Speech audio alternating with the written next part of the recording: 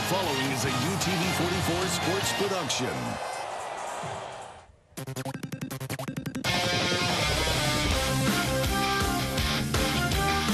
Friday Night Rivals. This is the UA Early College UTV-44 Game of the Week. Sponsored by Mobile and Baldwin County Sheriff's Offices and the Drug Education Council. Non-region matchup tonight here on UTV 44, but a matchup of two powerhouses, not just in the Mobile area, but in the state of Alabama, as the McGill-Toolen Yellow Jackets come in ranked number 5 in 7A, perfect on the year at 4-0, playing host to the Blount Leopards, who are ranked number 8 in 6A, and they come in with a record of 4-1 for the matchup tonight here at the Lip. Good evening, I'm Jim Cox, my partners Dan Brennan and Vic Lockett as always. And Dan, talking to both coaches in the pregame show, they really like this non-region matchup for what it brings to both sides. Yeah, because what it brings to both sides is a chance to go up against a really good opponent. And depending on how the back end of your schedule looks, you may get an abrupt reintroduction to great teams in the playoffs. Yep. You'd rather play one in the middle of the season, get an idea of what you're going to be dealing with in postseason. Ernest Hill, the coach of the McGill-Toolen Yellow Jackets, in his first year. He's got a special player in the backfield, and that player's special to him for probably more than just his ball-carrying skills. The kid's been following around Ernest forever because it's his son. Brian Hill, excellent running back. He is getting up near 500 yards on the season already. Really a workhorse. He doesn't look like a workhorse when you look at his stature. Maybe 5'10", 180. Tough kid, and yes, he can run between the tackles even at that size. Vic Lockett, you have always been a big proponent of get your best playmakers on the field. There's one player for Blount that plays both sides of the ball, Kyle Cass at wide receiver, but you like him on the other side of the football. Of course, I love him at defense, Jim. Of course, but this guy plays in every phase of the game. As you take a look at him there, he does the punting, 6'3", 200 pounds. He plays wide receiver. He's listed at linebacker, but tonight I hear he's going to line up a lot of defensive end and try to put some heat on the quarterback. Here's a natural-born leader, just a good kid, real humble, and does everything that Coach Holly asks of him. And when I mentioned his name, Coach Holly just smiled. I mean, he couldn't even say anything, just smiled about this kid. So I'm looking to see some smiles tonight for our viewers watching him play. Might remind him of his son a little bit as well. Evan Holly was the kid who did everything. Yeah. So Blount comes in. They were the last team. Pay attention for trivia later. They were the last team to beat McGill, as McGill has won 19 regular season games in a row going back to 2015. It's our matchup tonight here at the Lip. We're cooking up a good one. Burgers and football tonight here on UTV 44.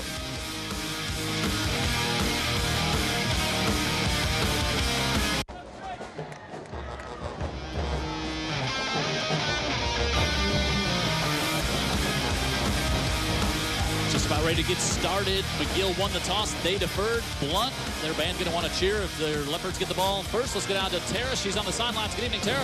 Good evening, Jim. As you guys know, McGill has won 19 consecutive regular season games. Their last loss, of course, coming to this Blount Leopards team in 2015, the same year that McGill went on to win the state championship. Now Blount looks to once again stand in the way of a Yellow Jacket undefeated season. Coach Holly said 2 years ago, coming into this game, they knew that it was going to be a dogfight. They fully expect a dogfight here tonight. One key to this matchup, though, is, of course, Blount's quarterback, Jacoby Davis, who was out last week due to an ankle injury. So Melvin Williams had to step up. I spoke with Coach Holly earlier. He said Jacoby Davis is ready to go tonight. Will Davis be the difference in ending this McGill-Toolen winning streak? Coach Holly definitely thinks so. We'll have to wait and see. As we said, McGill won the toss. They elected to defer, so Blount will get it first here. She's told us everything we need to know. Nice report there by Tara, right? I don't think there's any need to play. We'll just watch it unfold, huh? Charles Mahler to kick. Trajan Pugh back deep. Jamarcus Poe Malden also back there. And Kelsey Hill will be the one who takes this one back inside the 10. And Hill up across the 25-yard line. And we will see this Blount Leopard offense averaging 29 points a game. Scored 41 last week at BC Rain, as Tara said, without Jacoby Davis. But he returns and bounce back week after that tough loss for Lev Holly and crew at home to Saraland. Third year, 28-7 for Lev and his crew. And he really liked the way his team responded last week. But BC Rain not the caliber of McGill, so I think it'll be a bit better test to see where this Blount team is mentally still after that tough loss at home 2 weeks ago to Saraland. They got all hands back on deck. Jacoby Davis back out there after having been in a boot all week. Davis gives it off to Pugh. Trajan up almost to the 30-yard line. Ladarius Cox to make the tackle for the McGill-Toolen defense, giving up 13 a game. Bonner, Brown, Bush, who was our guest on the pregame show, Hunt and McCovery. 3 seniors up front for the Leopards. Wide receivers. Nobody else really has this talent on the outside as this team does. They go right back to Trajan Pugh. He stood up at the line of scrimmage, nowhere else to go. Shakoni Lewis with the tackle.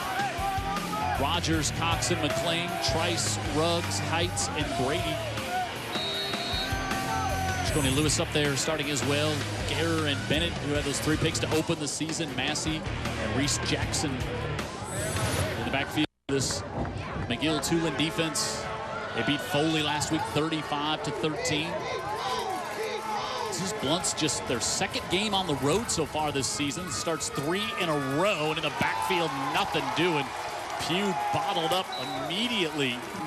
And the McGill defense will force a 3-and-out to open the game. Lewis in there, and Brady, Sawyer Brady there to make the stop as well. Vic Lockett, quick question for you. It was a passing down, or at least you would expect one to throw it there, and McGill sold out and was able to stop the run. Yeah, they got great penetration. And, you know, I was talking with Lonzo, their offensive coordinator. He's kind of throwing a little different wrinkle in offensively starting the first series, and look for him to get back to himself on the 2nd series. Kyle Cass to punt. Eric Guerrer back deep.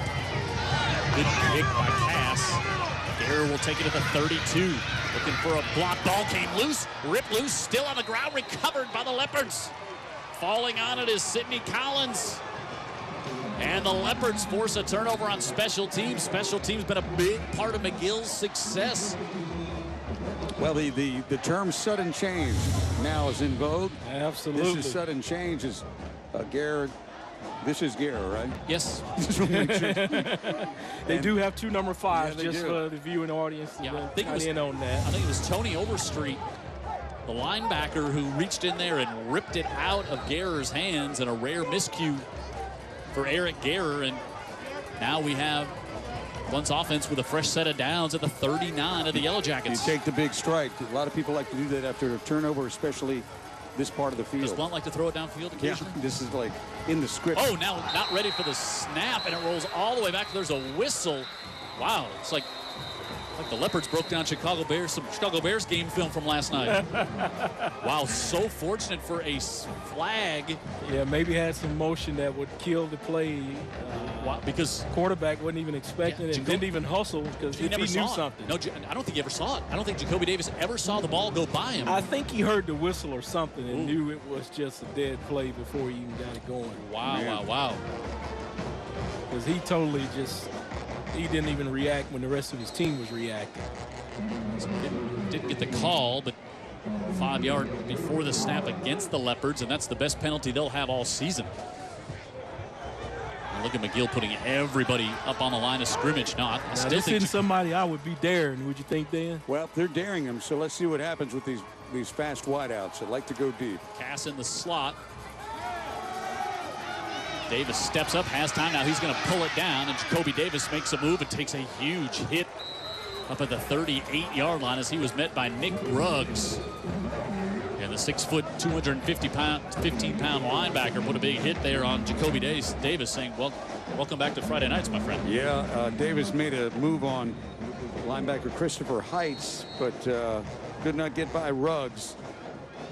Interesting the way McGill dropped back their defense, including they were linebackers. bluffing, and you knew they were going to be bluffing it. They weren't going to send everybody in there, but as they were bluffing it, they were still getting the play offensively, so you knew they were going to go to a pass. 2nd and 8 after a pickup by 7 of Davis. Looking over the middle, he's dropped for the backside. Huge pressure coming again from Sawyer Brady on the backside. And Jacoby Davis never saw or felt him coming, and Sawyer Brady with the sack. Yeah, it looks like they coming from that right side there. Just had some kind of dog on, and he got in there untouched, looked like, unimpeded to the quarterback, and that always means a sack. Yeah, especially not being blocked, you can see how quick Brady is, because he got there in a real hurry. Yeah, how about Davis holding onto the football? Yep. Yeah, and the key point you made, Jim, he never saw him, but normally if he does see someone, he'll try to make a miss. 3rd and 13 here for the Leopards. Davis pitches it back off as he wants to get it in the hands of Jamarcus Poe-Malden, and Malden down inside the 30 down to the 28-yard line, and he's going to have the first down. They've got some options offensively, don't they? I mean, guys that you can wait 2 or 3 quarters to see. Yeah, look at this thing develop. Yeah, look at it. And they were looking to do a crackback block, but never really had to, because he turns it inside around the hash. He knows what he's doing. Nice game. Wow, 3rd and 13 conversion turns into a long and long attorneys at law first down. A rare run for a 3rd and 13 by the Blount Leopards. Yep. Long and long injury attorneys first down here for the Leopards, and quickly Jamarcus Poe-Malden again, and he's trying to cut it back to the inside and gets up to the 25 for a gain of a couple. I really like him. He's a shifty little back receiver, if you will. Yeah, it's like somebody's directing him with a joystick. Yeah, I was listening to our good friend Coach Raleigh on the radio this morning. He says this Blount team probably has more people with fast twitch muscles than anybody. You know, usually he has 1 or 2, but they may have 10 or 11 on both sides of the ball. Yep. 2nd down and 8 here for the Leopards. Jacoby Davis drops the football loose, recovered by the Yellow Jackets. Eric Gare with the fumble recovery. Little rush by Jacoby Davis there, just sloppy ball handling. I mean, he saw it. It was in his hands, just maybe from not playing last week and being crisp. That's a great play by Gare to knock Davis away while going for the football as well. Yeah, Gare, as we know, is really quite a competitor, and he showed it right there in plain sight of everybody. So each team with a turnover to start this contest here with 7:18 to go in the opening quarter. And McGill with Sheldon Lehman, the junior quarterback, including 61% of his throws, and this is what they want to try to do all night, and here's why. Brian Hill with his 85th carry of the season picks up 7 out to the 41. He hops up like he enjoyed the contact. He's emphatic about it, isn't he? He's like, hey, I'm ready to go, Dad. Give it to me again. You have prepared me for this moment all my life. I'm ready to answer the bell. Kid's tough. Lehman. Double pass, huh? Yep. That was a flag before on the I don't know if they side. got him for offsides or movement, but usually they let it run if it's offsides. Yeah, but it's going to be against Blount. Yeah, cornerback over there, he got antsy. He got over there late to line up, and he really wanted to make a play there. And he got across into the neutral zone, so they went ahead and stopped it and charged him to 5 yards. Mac T trying to find a cheapie right there, Jim. Obviously double pass. There you saw Ernest Hill on the screen, first year here at McGill. Perfect so far, coached at Greenville as well.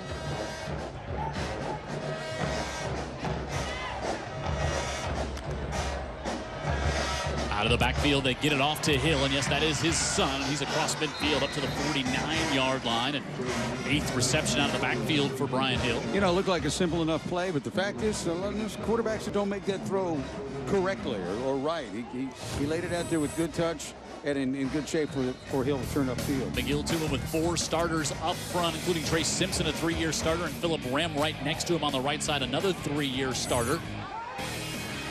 Workman, McLaughlin, the big tight end, and Oakley Coleman out with an injury, and they come to the near side and get this one complete to Khalil Nettles, and Nettles gets just past the line of scrimmage. His 4th catch of the season. He's have a change of pace back. You'll see him sub out for Hill sometimes defensively for the Blount Leopards. The D-line, no doubt, strength of their team.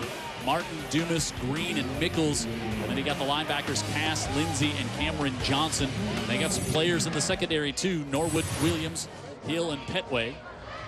And we'll get a heat timeout here halfway through the opening quarter. We're scoreless. 3rd down coming up for McGill. It's the Leopards and the Yellow Jackets tonight here on UTV 44.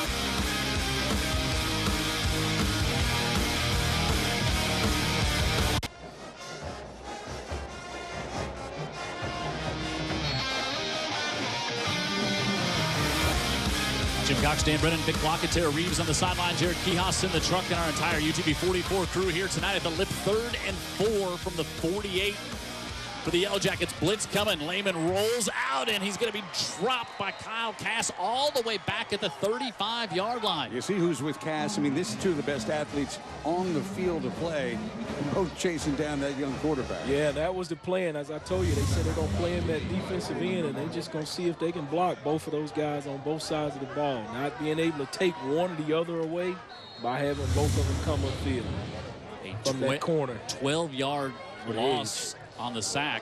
Jamarcus Poe-Malden back to get the kick from Jack Martin. High kick, and McGill will down it up at the 38-yard line. Super high kick over Farmer Boy, went straight up in the air. Hey, reach out to us like Uncle Henry did last week. Email us, heyguys@utv44.com. We'll answer your questions. Yeah, your question will get in because Uncle Henry's probably asleep right now. It was early. He did email it right after kickoff. That was rare. Yeah, we'll try to answer them. Also, you can, like somebody just hit me up on Twitter about you, Vic Lockett. Uh-oh, what did I do this time? Half a Drink is my Twitter handle, and John Half McLaughlin, a Drink? You know, I like a fool. It's a boat. Well, you would. It's a boat name, Lockett.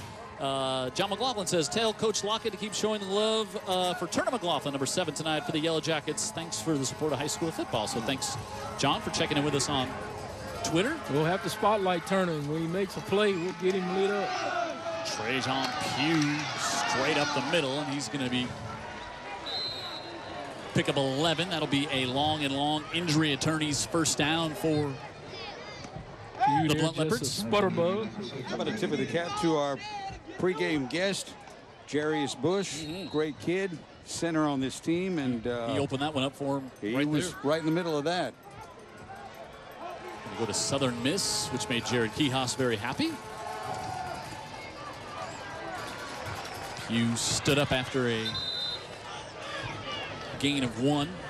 How about all the running of the football by the Blount Leopards tonight, yeah, I tell you, they are flipping the script and being something a little bit different than what the coaches expect from McGill. But you know, like we said, they can't help themselves. They're gonna. Hey, Lonzo told me now he's gonna put it in there, but you know, here early he's just gonna see what's going on with the run game. They're always going to have that card in their pocket. They can play it anytime they want, going deep with some speed. Romarius Caples checks into the backfield to be a blocker here for Pugh on the right side, and Pugh got a great block up the sidelines. That was Ray Hunt, the right guard, with a huge block to open things up over on the far side. 285-pound senior getting out there. He's tired now, but he's pumped up after that block. See if you get it on the top of the screen. Yeah, he's pushing some folks down. That was like bowling. You got both pins with the. They readjust the football, and that is good for a long injury attorney's first down. Here for the Leopards, initially they stepped him out just short, but fresh set of downs to the 40, gain of 3. Jonathan Rogers in on the tackle. Also, Tamel Kennedy was there. Rogers, a good-looking senior. He and Lewis rotate a lot of that defensive end spot. Rogers 6'4", 200 pounds. There's some nice-looking athletes on the field tonight. I think this is what you're going to see, too. Strong teams that, usually don't give up the big play. We saw that a little bit with Saraland, a anomaly you would think for this Blount defense. 2nd and 8 for the Leopards, and they'll motion Pugh out, and they did not. Got a timeout. Like yep, Coach Lev. Yep, Coach Howley took a timeout just prior to the snap. Their first here. You know, you're talking about the change in the offense. Coach Alonzo even got technical with me and said he consulted one of their great alumni, teammate of mine, Sherman Williams, about the back's depth from the quarterback. And he said that Sherman mentioned to him if he gets greater depth, Pugh would be able to make better decisions if he got the ball deeper back there and be able to use that fast twitch muscle to make a move. Hey, Steve Savarius, you see the big crowd here tonight at McGill-Toolen. Other games going on. Enterprise and Theodore, Murphy and Saraland up at Saraland tonight. Bryant and Baldwin County, Mary G taking on Auburn, LaFleur and Viger. A good matchup at Pritchard Stadium.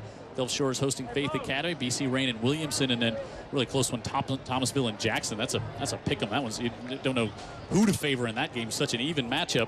Satsuma and Citronelle, Wilcox Central and Calhoun, Opp and Andalusia. So lots of other games. Mobile Christian continues on, hosting Marengo tonight. Pretty ambitious of Mary G taking on Auburn High School. Yeah. And also some of the other games. Got a lot of teams with off weeks. As example, Spanish Fort off this week. They're here at the game watching Blount, who they'll play next week here on UTV 44. And you see a list of our schedule there. Cottage Hill taking on Chickasaw, and St. Luke's taking on Georgiana. So lots of great games here tonight. Lots of fun non-region matchup games as well. And some teams are in region here tonight. 2nd and 8. And now it's going to be 2nd and 13. False start on the offense. 5-yard penalty. Remains 2nd down. Billy Pine, our referee tonight, drives a coach crazy. They call a timeout on the offensive side, come out, and then have a procedure penalty. Now, not the way he drew it up into the playroom. That's certainly something he's going to have something to talk about. 2nd and 13. A lot of action between the 30s so far here in the first quarter. Not much past that. Well, with the football, I say pass that. Let's see if they start to throw the ball to these talented wideouts. 3 to the top of the screen. LeBaron Jones to the bottom. Looks like they want to set up a screen fired out. They get it to Pugh. Pressure from the backside, and Pugh up to the 36. Ernest Hill wanted a holding call. Carson McLean doing a good job to track down Pugh from the backside.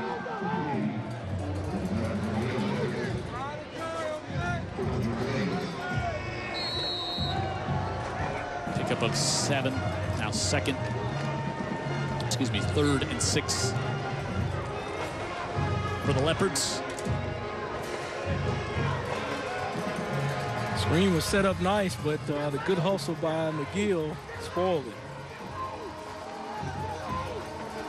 Play clock at 5. They give it again to Pugh, and Pugh on the right side squirts free. And he's going to be down to the 26-yard line, and Trajan Pugh with another long injury attorney's first down. Boy, has he been the workhorse here so far here in the first quarter. He's been the workhorse, but also he's produced because that line is blocking, and McGill again showing pressure, backing out of it right at the snap. Maybe they're retreating at the time that Pugh's coming straight at him. 6th carry in the first quarter here for Pugh. Just caught it too. Yep. At the 26. Guess who? Pugh again on the left side. Pugh 5'9", didn't mind the contact there, just bowled right into it up to the 20. Another pickup of 6. We don't see many kids on the UTV 44 game of the week that don't actually just embrace the contact. It doesn't matter the size. These kids in South Alabama play some football. Makes our Friday nights fun. Sure does. 2nd and 4. Again to Pugh on the right side, and dances, and I believe he's going to have another. Depending on the spot, I think he's going to have it for sure now. Another long injury attorney's first down for Trajan Pugh. Talked to Bennett Long this morning. He was excited about watching the game tonight. Hey, also want to say hello to Captain Bobby Abrascato tuning in to watch the McGill and Blount game on the TV tonight. He was excited to see this one. That guy's famous. He is. At the 20 for the Leopards. They bring in Romarius Caples, 5'9", 230. I tell you, Coach Lonzo was really out of character tonight. I mean, back to back runs. I mean, I don't think we've seen one pass out of him. I'm wondering if he's calling the plays. I was like, what have you done with him? He's tied up in a closet. Lewis with the stop, no gain. Davis zips it out to the far side, able to get that one complete, and he's got Cass inside the 10. He's be down to the 6, and I believe that's going to be another. Well, that worked out well, Jim, because Brady vacates the area, the outside linebacker. He'd have been in better shape to make a stop there. First and goal, long injury attorneys first down here for the Leopards, who in first quarter overrushed like that. Well, they're going to have to start the clock and let it run down, and indeed they will, and they'll take the long walk. If you're the offense, you want to make the defense make that extra long walk down there to start the second quarter. Can I say long and long? Yeah, it's a long and long walk. All right. Pun intended. They'll appreciate that. We're through one, scoreless on the UTV 44 Game of the Week, Blount and McGill.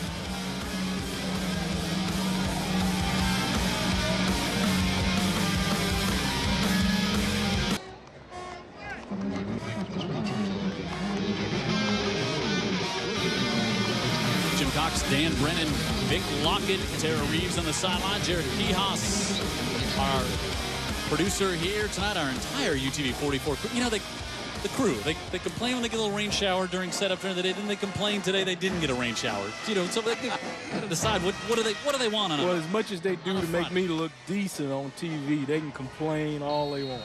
They do. I'm on their side. First and goal for the Leopards. Caples comes in motion, rumbles to the near side. And they go out of the Wildcat to Pugh. Trying to fall ahead toward the 2, and that's exactly where he gets. Second and goal. Yeah, that's a play there that the players just following the coach's orders there, and let's just press it on in there and see if we can buzz through. I think we're going to see it again. Going behind big Kobe McCovery on the right side. Trying to go that way again, and Pugh is in for the touchdown. Yeah, a little man like that, all he needs is a small crack of crease, and he just falls between them and leans into the end zone. Boy, that was just a remarkable sequence and drive by Blount. One pass to Cass. You know, showing their will on the offensive line. Yeah. Boy, they can do that. They're going to make a lot of people confused and scared. Because you would think if they get in 3rd and long, they still can convert. Well, you think in 2nd and short they can go over your head anytime they want. BAT up. And good. And McGill gives up the first score here and home. And Blount Leopards get on the board. They take the lead by a score of 7-0 here on the UA Early College Game of the Week on UTV 44.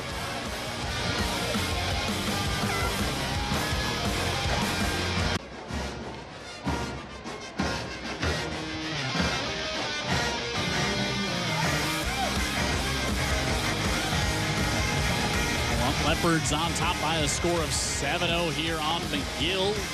Just 30 seconds into the second quarter. Non-region matchup between two top 10 teams in the state. Blount number 8 in 6A and McGill-Toolen number 5 in 7A. I mean, they won't lose. They've lost a lot of players, but they don't lose games, so you got to rank them. Kelsey Hill to kick off for the Leopards. This is a nearly completely rebuilt McGill-Toolen team. Blount's they're not going to get this kick off. They're going to get a delay of game penalty after a touchdown. And Kelsey Hill was trying to get everybody directed down the line here. Well, you don't see that very often. No, and they don't want to see it.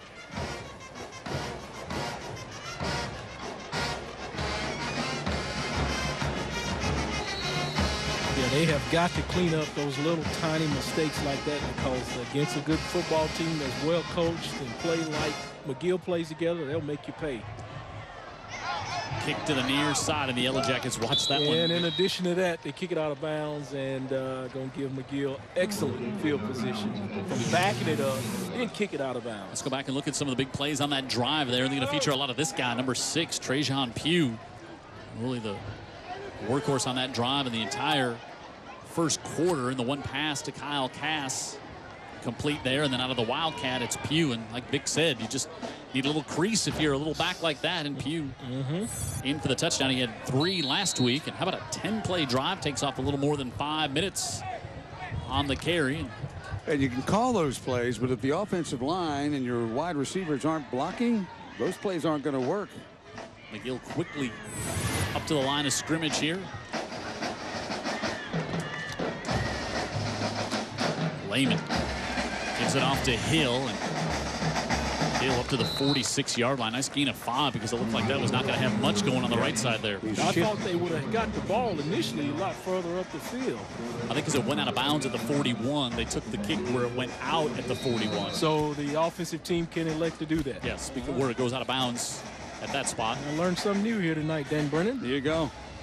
Hang around Coxie. He'll show you. And here's Hill again, and is patient and picks it up to the 49 and 3rd and short coming up for the Yellow Jackets. Remarkably patient on that. You know, if I had 11 Blount Leopards coming at me, I think I'd make a decision a little quicker. But he knows what he's doing. Very patient. Then he pops it to the hole. Had a good talk about Ernest Hill coaching his son on the pregame show. Look at Hill there, 5'11", 180 pounds. Lehman looks over to Zach Golson, the offensive coordinator on the McGill sidelines. 3rd and short, right back to Hill up the middle, and he's got a long injury attorney's first down. Straight up the gut there over that A-gap. They cleared it out and gave him some space, and he needed just a crease as well. Trey Simpson, a 3-year starter, our guest on the pregame show. Just another example of a fine young man. Enjoyed having him with us and came and talked to us before the game again. We'll get him with a legal substitution on the defense. Yep, coming for the back judge there. Billy Pine. At that ball, illegal substitution on the defense. 5-yard penalty, still first down.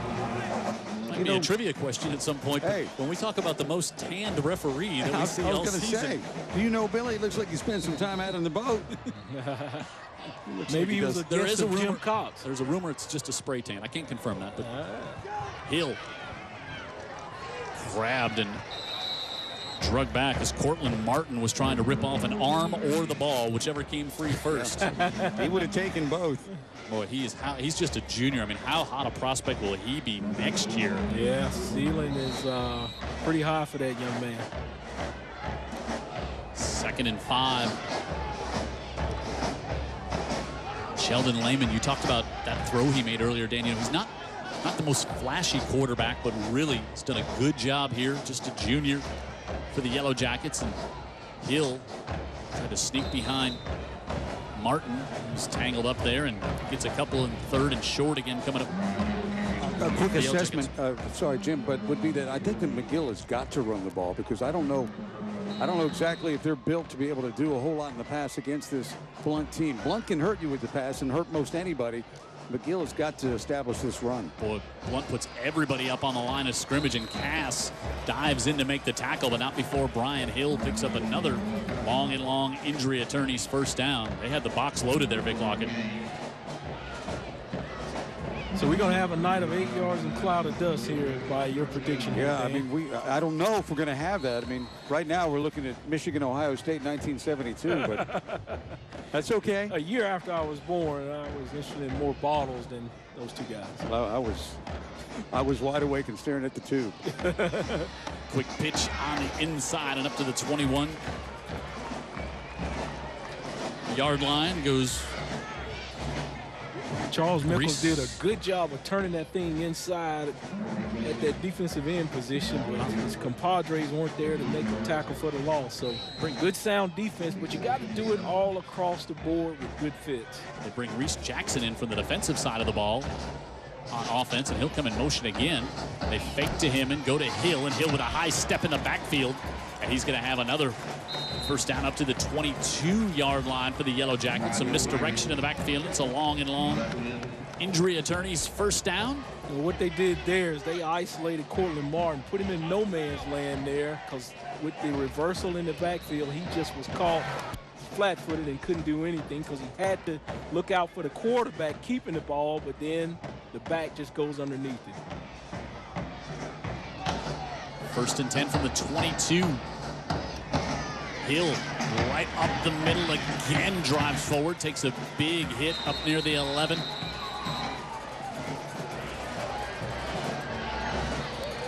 And let's quickly go to Tara for an educator spotlight. First coach for Blount right now. He also coaches track and basketball. Chris, why do you do it? I love what I do. I'm in love with what I do. It's for the kids. I'm giving them the same thing I got when I was at Blount, so that's why I do it. And then how are the Leopards going to pull off a win here tonight? Oh, we're going to do it. It's going to take some time, but we're going to do it. And then aside from coaching football, Why do you coach basketball and track, Chris? Because when I was at Blount, that's what I did. And at the end of the day, all of these, I feel like they're my children. From the same neighborhood, from Trinity Gardens, the Pritchard area. All my children are from Trinity Gardens and Pritchard, so it's one big family. And lastly, who are you looking at to really step up tonight in terms of receivers for the Leopards? Collins Woods. He also has a recruiter here from the Raging Cajuns here watching him, so he better put on a show. Oh, most definitely. He will. Awesome. Thank you so much, Chris. All right. Thanks, Chris. Thank you, Tara. Yeah, Collins Woods is already committed to Louisiana Lafayette and came up to us while he was running his routes before the game to say a special hello in pregame. That's kind of a tradition. He did it last time we saw him when we were up at Blount and did it again tonight here. Yeah, he kind of jogged over toward us and said, "They're the guys. They're the guys right there." A nice kid, really bright kid. Yeah, he got the big, you know, the 4+ GPA and you know, the Principal son. Test scores. His dad's the principal. Was a great player at Murphy High School. Jerome. He played at Tulane. I finally looked up the Tulane Alabama game that It put you to sleep, right? he had told you about, or told me about way back when I was meeting with him before the season, and he said it was ugly. Yeah, it did, because usually if I'm getting in the game and he's in the game, it's been ugly. Oh, big block. All the work had already been put in, and it was pretty lopsided.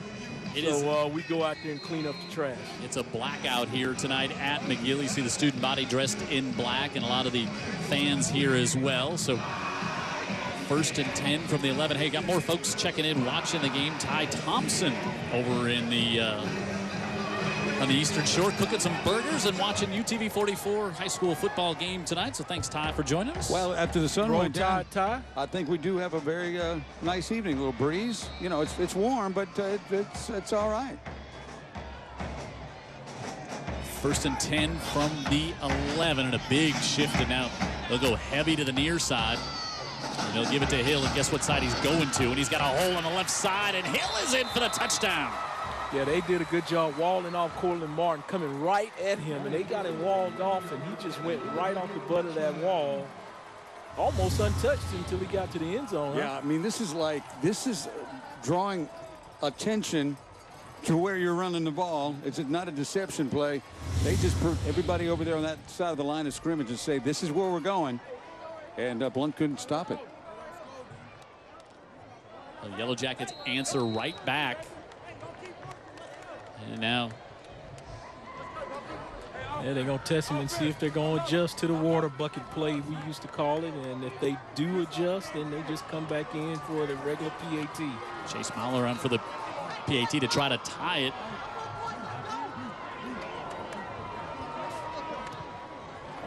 Good snap, good kick. And we are tied. And it's kind of what we thought we might be in for tonight here at the Lip. And this is it. Brian Hill matches Trajan Pugh with a touchdown, and we're 7-7 about halfway through the second.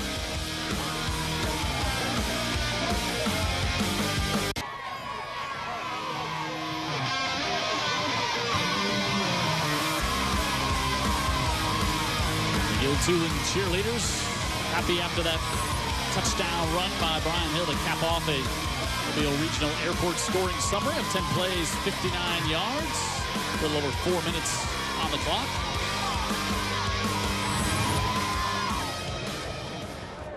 McGill, big answering drive there by the Yellow Jackets. Jamarcus Poe-Malden has momentum, carried him into the end zone. Nah, he was close to the line, but not quite in there. I thought he stepped over, but referee right there taking a look at it. All right. Swung his arm to say good play. Maybe he should have, as it gets brought down at the 11 to start this drive. Well, if he caught it before he was in, then he had to come out. So here we have the 6A Region 1 standings. See those top two teams there, Spanish Fort and Blount. They're both here tonight. One has a coaching staff in the stands watching. The other's on the field. And next week we will be at the Hill as Spanish Fort and Blount match up in a huge region game. Saraland and Daphne as well, each sitting there with just one loss in the region. And so Blount and Spanish Fort next Friday night here on UTV 44. Yeah, talking to the people out there in Pritchard where I'm from, they were all excited that Blount's going to be on back-to-back weeks again. Blount Leopards 4-1 on the year. Delay a game. Oof. On the offense. Killer. 5-yard penalty. Still first down. Yeah, they Wow. got to clean that stuff up. It is going to just really come back to bite them. Holly not happy. Picture a stare-off between Lev Holly and Ernest Hill. Yeah, We'd be here until Wednesday. and they both would probably agree to just end it as a tie at that point. Say, all right, we got a game to coach. Davis rolls out all kinds of time. Now jump pass it to the far side, and it's incomplete. Boy, credit McGill. They run Collins Hill deep. You know they're going to do it at some point. A little unusual, I think, on a 1st and 15. But Hill is blanketed by not 2, but 3 McGill defenders. They're running 85 deep down this sideline, and there was nowhere to go with the ball. Yeah, like Kobe Watts decision by him. I think Kobe McCovery might have got away with a little hold there when he had a handful of jersey at the bottom of the screen. I missed that. The linemen are like, okay, at some point, y'all got to do something. We can only block for so long. Right? Yeah. 2nd and 15. Nothing doing up to about the 7-yard line as Trajan Pugh gets stopped there, and now McGill with Blount in a 3rd and long situation. They can come up with a stop here. They may be looking at some great field position. I don't know if that was Brady, but somebody right on the edge fighting off a block and protecting the edge at the same time and making the tackle. That's how you play it. That's what, and you know, it's what Stay engaged and get rid of him until the ball comes and shows. McGill so good fundamentally and on their techniques. That's what the Blount coaches were talking about to us before the game as Davis airs this one out, and it's tipped up in the air and incomplete. Would have been right at the sticks to LeBaron Jones, and it would have been a 1st down if Jones couldn't hold on to it. On that Yeah, football just to get there. That was the old frozen rope right there. This kid, 1st-year starter at quarterback, he has showed us he's got a gun. Watch it right here. Jim said it should have been a 1st down. I mean, hit him in a bad place in his hands. Long way, too. They threw that ball. Well, LeBaron Jones usually very sure-handed there on the outside. He's but a great athlete. Instead, Cass will have to punt. Cass, who does everything, punt, holds the extra points. Eric Garrett, who had that fumble on the punt earlier, and end-over-end kick, and Garrett's going to get away from it. And it takes a great McGill bounce. Or I should say a great Blount bounce. That was awesome for them to get it past the 50 out of the end zone. Garrett was getting away from the punt, and then the punt got away from Garrett, and now here you go. Up to the 44, still good field position for McGill, but boy, they thought they'd had much better there, but it did take a spectacular Blount bounce as Vic corrected me quickly. That's his job. That's right. It's a good team in this booth here. Yeah, I want to welcome you. Yeah, you've been carrying me all this time, so Vic, I'll jump in every now and then. Understand, Vic, final cuts aren't in yet. Oh, okay. Daniel Hicks with us. He's our 3rd stat guy of the young season, so you know, just don't get too comfortable. Halfway through the 2nd, 7-7, Blount and McGill here on UTV 44.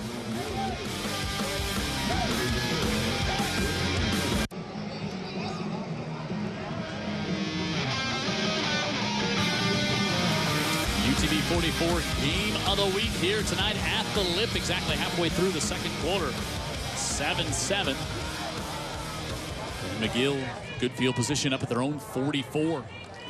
Lehman zips it out to the near side. Jennings Clayton drug out of bounds. Good work over there on the coverage with Sidney Collins. Yeah, Collins recovered that fumble earlier. Did just what you were talking about, Vic, again, out in open space. Yeah, you got to hold your position, and when the ball shows and flash, make the play. Here's our trivia question. McGill's won 32 of their last 34 games. Name the 2 teams that have knocked off the Yellow Jackets during this streak. Well, any answers now? Or hold? See, Lockett, this is why the final cuts are always in question. How many? We don't answer it in the 2nd question. It's a guess. But we guess in the 4th. Okay. Khalil Nettles up to midfield. 3rd down coming up for McGill. Ooh, you see Trey Simpson down the center. We talked about 3rd-year starter. He's kind of bounced around on that offensive line and moved him back to center and down favoring his left leg. Well, let's hope this isn't serious. Pray this is just a cramp of some sort.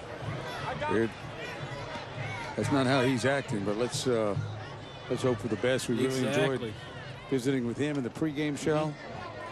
You start for 3 years for McGill-Toolen. You start on the O-line as a sophomore in 7A. And win a state title. Yep.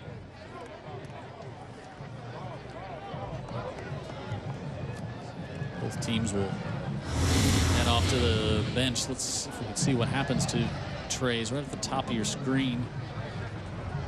Coming there and oh wow! Oh, yeah, that's the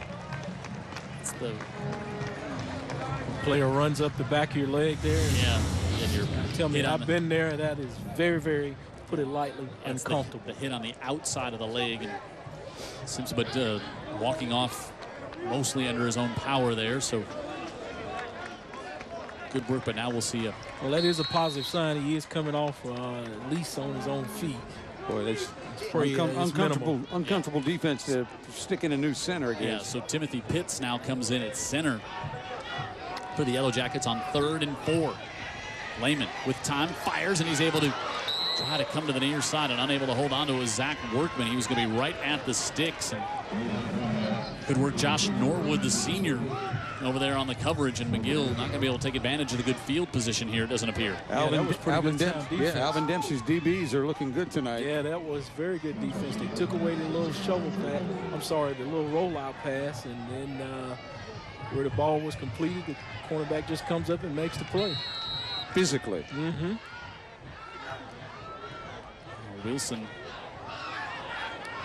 lining up at the punt formation. He's not the usual punter, and now they'll bring Jack Martin over to punt. Just checking the discipline of Blount, seeing if they're going to jump off sides. Play-by-play man held his ground, Dick Locker. Martin with a great kick. Jamarcus Poe-Malden, watch the bounce. Ooh, bounces. How about that? Down to the 1. Wow, they're going to give it to him at the 1. Wow. Because I thought his knee got in there. Yeah, boy, it bounced at the 10. It looked like it was making a beeline for the end zone, and then it made a left turn. Looks like they're going to mark it inside the 1. Let's see if this is. Yes, they are.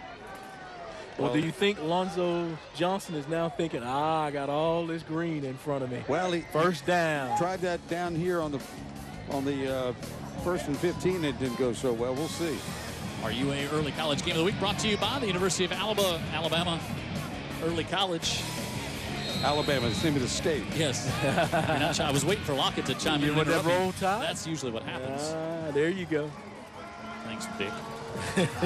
So from the 1, Davis fires it out, incomplete, goes through the hands of Cass. Well, I'm telling you, this guy has got some firepower behind this football. But Cass wasn't even turned around yet, and they had a shot at it for sure. You know, he played very well last time we saw him against Jack West. It's just his defense wasn't there against Jack West. Oh, no doubt. Yep. And I just love Cass, man. That kid is... He's an all-around athlete, and I understand an even better kid off the field. Pump fake. Davis now wants to air it out down the far side. Collins Woods can't get to it. Stride for stride coverage over there, Eric Guerrer. And now 3rd and 10 from inside the 1. You can hear probably on TV at home. The coach is coaching up from here, right? Yeah. Bill Griffin on the PA here tonight at the Lip. The AD filling in, and good coverage there. And Collins Woods was hoping maybe to draw the flag. Yeah, you know those receivers. The golden tones of Bill Griffin. Sounds great. Yeah. Being the AD has to cover and wear many hats, huh? You don't have to check his basketball program, do you think? No, they're good. They're good. 3rd and 10, pressure coming. Davis fires it on the far side, and that one's going to be incomplete. Way too high. Yeah, but not a clean pocket there for Davis. A lot of pressure coming around him, and McGill again will try to get great field position as Blount will punt from as deep in their own end zone as they possibly can. You know what's crazy is Blount has run it all night, run it, and that series was that was built to run it. You know, when you look at where they were on the field, and yet shotgun and 3 straight throws, but unfortunately for Blount, It shocked me. Incompletions. I thought on the third down he would use Trey to give him some room. Eric Gare, boy, I think he stepped on the line. That's a safety. He stepped on the line as soon as the snap came. You know, I was checking for that, and I didn't think he did. Let's see the replay. No, he definitely did. I saw Cass took a step back right on the line as soon. He even might have stepped before the snap got to him. Well, but then that would clear him, right? No, but then he caught the ball and stepped. He's definitely steps on the end line Well, here. you got a little confusion because of the yellow line being the soccer line. Look, right here. He didn't touch it. No, his heel. I think his right heel went down. Well, I didn't. That's one of those close ones. Let's key it up again. But I didn't think he touched it because I was looking for that to see if he was going to do it. If Jared can roll that one more time, let's see that. I thought he was clear. I think the kicking leg, his heel came down. Watch. So watch. Leg. Yeah, right there. Well, I don't think it's conclusive. I think with the 9 points on the board, it is conclusive now. Well, let me ask you guys, what would happen if he steps out and comes back in and catches the snap and then punt it? See, at first I think that would have been fine, right? That's a pass play. It would maybe an illegal touch, but a snap, that's one of those gray areas that I'm unaware of. No, I think if he reestablished himself before, got both feet down before he took the snap out of the shotgun like that. Let me say this. To me, it was not completely conclusive, even though you could say, well, he was on the line.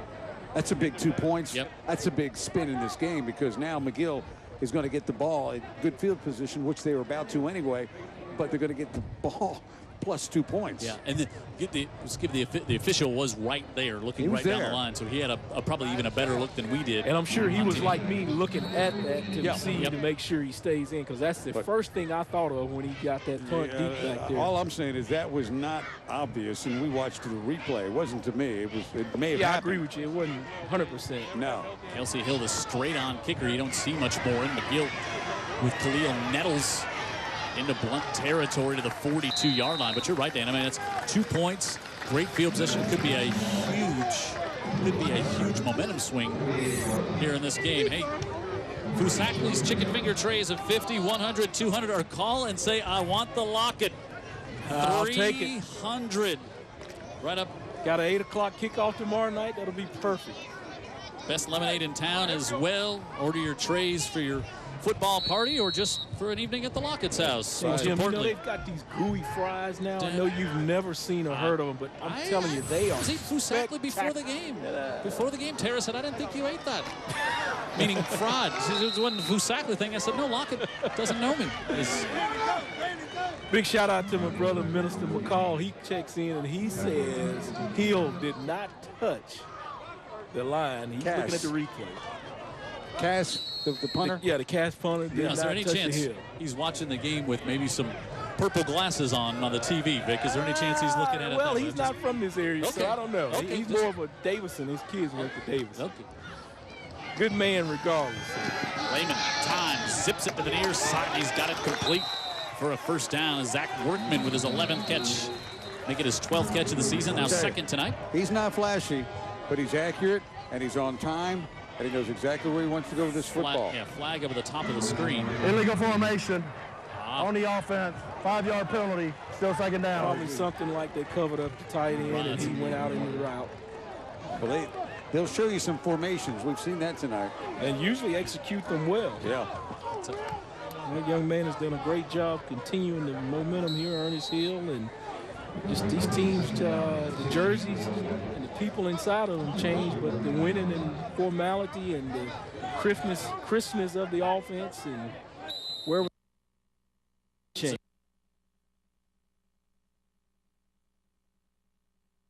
Said, can we get a timeout? And I think what they want to do is want to use the timeout just to go get clarification on why that was an illegal formation. Oh, okay.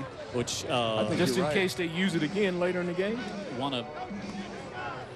It's a good little, with 4 minutes to go, you got 3 timeouts. It's a good little piece of coaching there to get clarification. Yeah, and then Lev can maybe meet up with somebody and say, you sure he stepped down?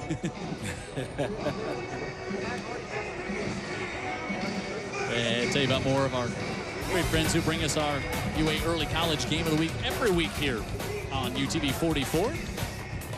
we've been lucky because we've had just big games of the week every week, it seems. Our good friends at the Sheriff's Offices of Mobile and Baldwin County and the Drug Education Council. Huey Hoss Matt Lockett's patrolling the Baldwin County. Lockett's still lobbying. Just it's like a preemptive strike on a speeding ticket in rural Baldwin County is what Nick's. Another good one, Virginia guy over there at Drug Education County. Great lady. Yep, great lady. She has been a great community asset for a long time here in Mobile. Well, I always like when the counties work together. I think our region, absolutely, when it works as a region together, and there's not a lot of infighting between municipalities or well or summed counties. up there by you, Dan Brennan. And I'd now like to announce that I'm running. No. 2nd and 16 after the procedure penalty for the Jackets. Lehman rolls out, pressure coming and trying to get away. Does a good job to avoid it. Got a nice block from Hill and wants to float it down the sidelines and floated it too far as it's picked off on the near side of the Leopards. The second turnover on the night, and Hill came and made the interception as Robert Locke came up with the pick. Locke, a senior. And boy, Lehman did such a great job to get away from it. Got a great block, and you could see he just wanted to lead the receiver down the near sideline and airmailed it a bit. I think he's gonna go trick-or-treating this year as Johnny Manziel. Look at this. I mean, no chance, right? Yeah. No, he gets out.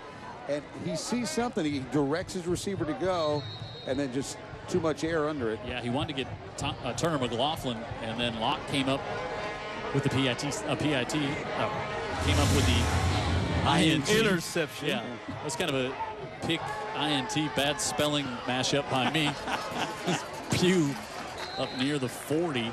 Third turnover of the first half. And how about Ernest Hill's son Brian Hill with a big block to free Lehman, and then the huge tackle. And did that with authority. Down at the other end of the field. He was frustrated there, and he let a little bit out on the defender. Yeah, he could play defense for his daddy, too. No doubt about that.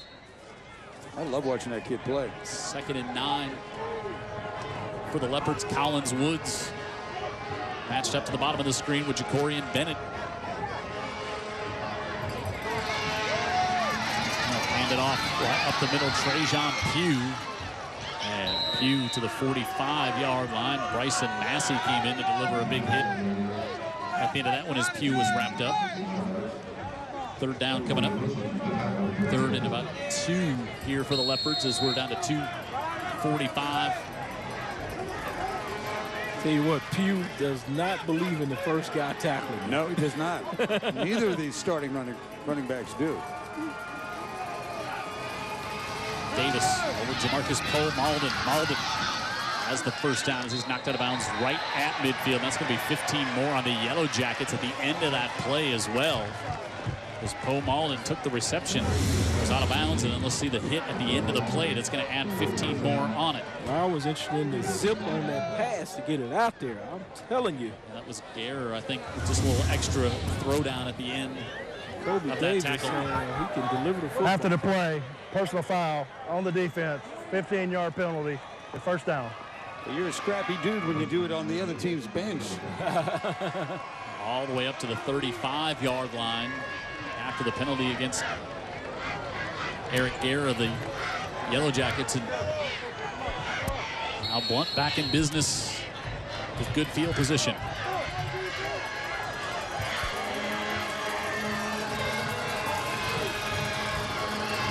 Aaron Jones in motion to the bottom. Pugh up the middle. McGill, a good job to bottle that one up. Yeah, just nowhere for him to go that time. Great defense by McGill, just making great fits, being where they're supposed to be. Was it Christopher Heights in there making the tackle? Heights has moved into that starting position. And he was in there and finished that one to the whistle. And good-looking player. He's only a junior. Forward progress gets Pugh up to the 34, 33. They'll officially spot it. 2nd and 8 here. At some point, they're going to play action and take a shot, don't you think? Blitz coming. Gass wanted to looking for a hold, and there was the shot Dan Brennan called for, and trying to get it Down the field, might have had him too, just a little off the mark. People are bragging on Romo. I think I just out-Romo'd Romo. A little more gel in your hair. Skinny tie. Yeah. You find the hair, I'll get the gel. Oh, Cass, you know, the pressure was coming. They did get away with a hold there. Someone Bennett had came in. a whole lot of jersey. Yeah, it was Cass who grabbed Bennett. It was so nearly egregious. Again, it took my eye off the ball, but the incomplete down the field. And they had it there. Dan Brennan dialed it up, and they had what they wanted. A little bit too much juice on the ball. Play clock down to 2. Jamarcus Poe-Malden trying to slip through a crack there, and he'll only get a couple. Nice design, just not well executed there. Yeah, so this would be a 49-yard field goal attempt. So 4th and about 6 coming up here for the Leopards. You think Lev Holly will probably go for it here and see what he can get. Yeah, I think he might even just see. I thought maybe he might got the plenty play clock. Of time. Play clock's at what, 12? Yeah, he's got 1 timeout left. Play clock at 10 as we're down to a minute to go in the first half. 4 wide receivers.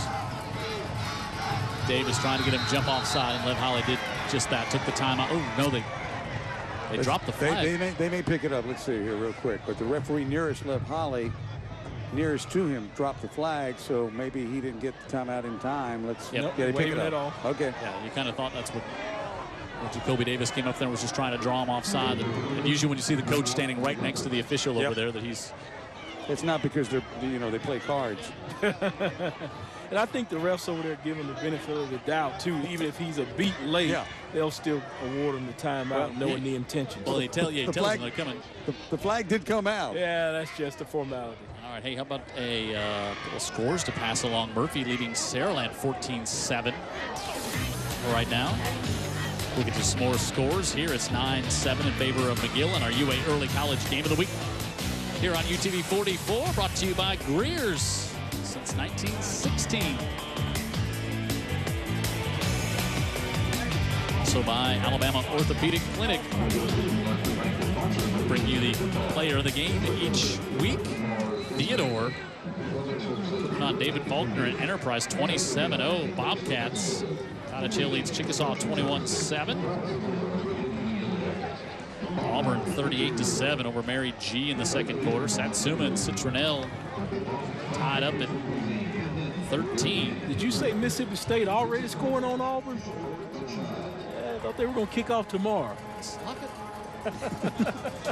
Lockett's such a gentleman, but a pot stirrer nonetheless. 4th and 6 here for the Leopards. See what Lonzo dials up here. 2 safeties deep, by the way. Jacoby Davis steps up in the pocket, floats to the near side, going to be picked off. Davis got hit, and Gare came up with the interception. He's got a lot of room if he can turn the corner to the near sideline, and Cass brings him down on a 4th turnover of the first half. And Gare brings it out to the 35-yard line. So did the rush get to him and just interrupt this pass? Because he's not thrown it short all night. He had somebody touching him there, but I don't think they got his arm, Dan. I don't know where the receiver was that he was looking for, but it was somebody deep back there, but not underneath where I guess he expected him. Now what does McGill do with a dwindling clock and a lead? I would say they try to get out of here. Yeah, just run the ball and get out of here. Okay. That's my guess. Yeah. Lehman's last pass was intercepted. True. After he ran for his life. But Lehman shows he's a pretty good athlete. No question. Got good size, too. 6 foot, 185.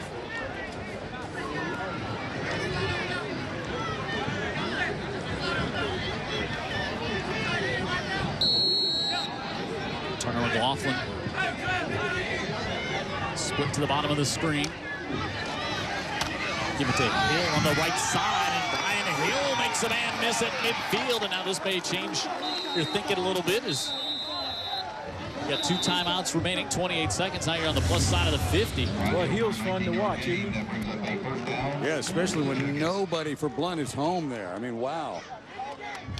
I'll tell you what, he can make you get out of your home with some of the moves he's making. Hill takes their second timeout. They've got one left, and mark them officially up here at the 47-yard line. Again, if you're just joining us, Blount and McGill not in the same region, not in the same classification. McGill 7A, Blount 6A. Good matchup, though, right? I tell you what, if you're just joining us, you missed it. It has been fun thus far, and if you're just joining us, welcome to the party. Pretty good chance there's going to be more good football, so don't go anywhere. Exactly. We showed you the 6A standings. Here's where McGill is unbeaten in the region. And just as everybody else thought, starting the year, Fairhope would be unbeaten at this point of the region. 3-0 as well. We'll hear more about Fairhope at halftime. Davidson, Fred Being Riley. sarcastic there, weren't you? Yeah, of course. Fred Riley 3-1. And Theodore 2-2. Murphy 2-2. And then you see Bryant Baker. Baker's got to get it going. Foley and Mary G.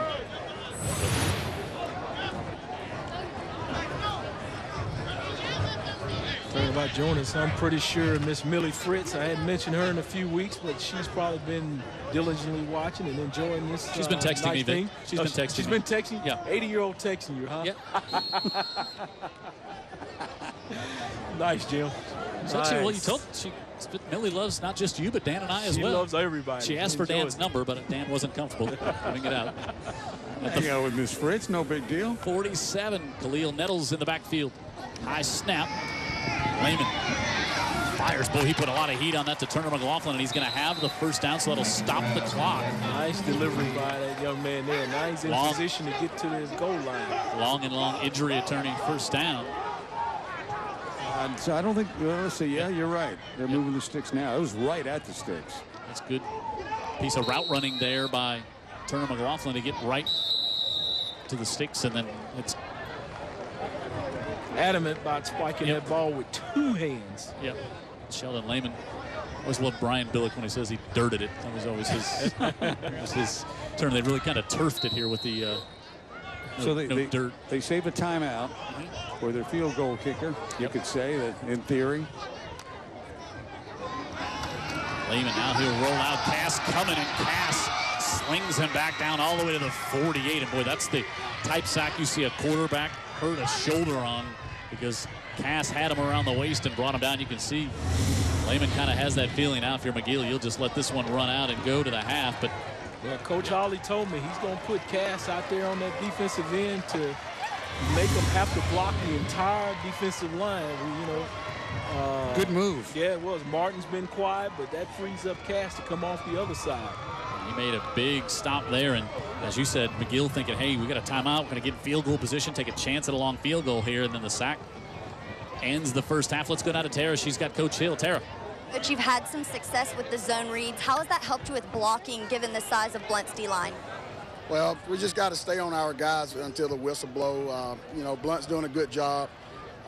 When we run our zone stuff, you just got to stay on the body. You got to stay on the body.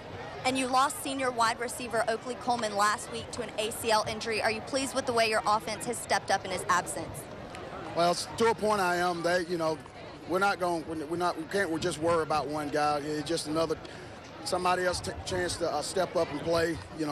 We got some things to fix, at halftime, and we'll see what the second half holds. Thank you, Coach. All right, thank you, Tara. Halftime 9-7, the lead here, McGill over Blount. And last week, we had a great one, Daphne and Fairhope here on UTV 44. How about this young man? Yes, in the pregame show, Seth Howell plays at safety. You saw him late in the game come over on the offensive side as well, and just me in mind was Steve Atwater, that big safety, controlling the back there. A lot of great things from his mother this week, thanking him, and we're proud of her son as well as she is. Yep. So he played really, really well. He was the player of the week, as we said, on safety, and then came in and really orchestrated their short yardage goal line situation down at the 10-yard line and led them to what turned out to be the winning touchdown. I love it when a defensive player gets that player of the week.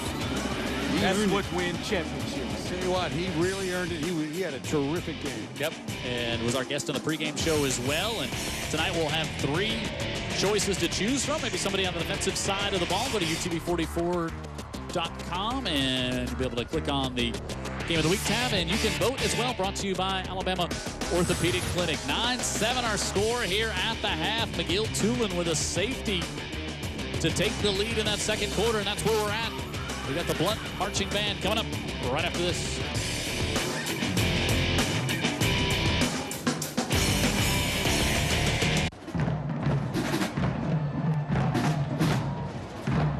Mobile Bay Harley-Davidson halftime show. It's 9-7. McGill leads Blount here at the half, and let's go down and enjoy the Blount band.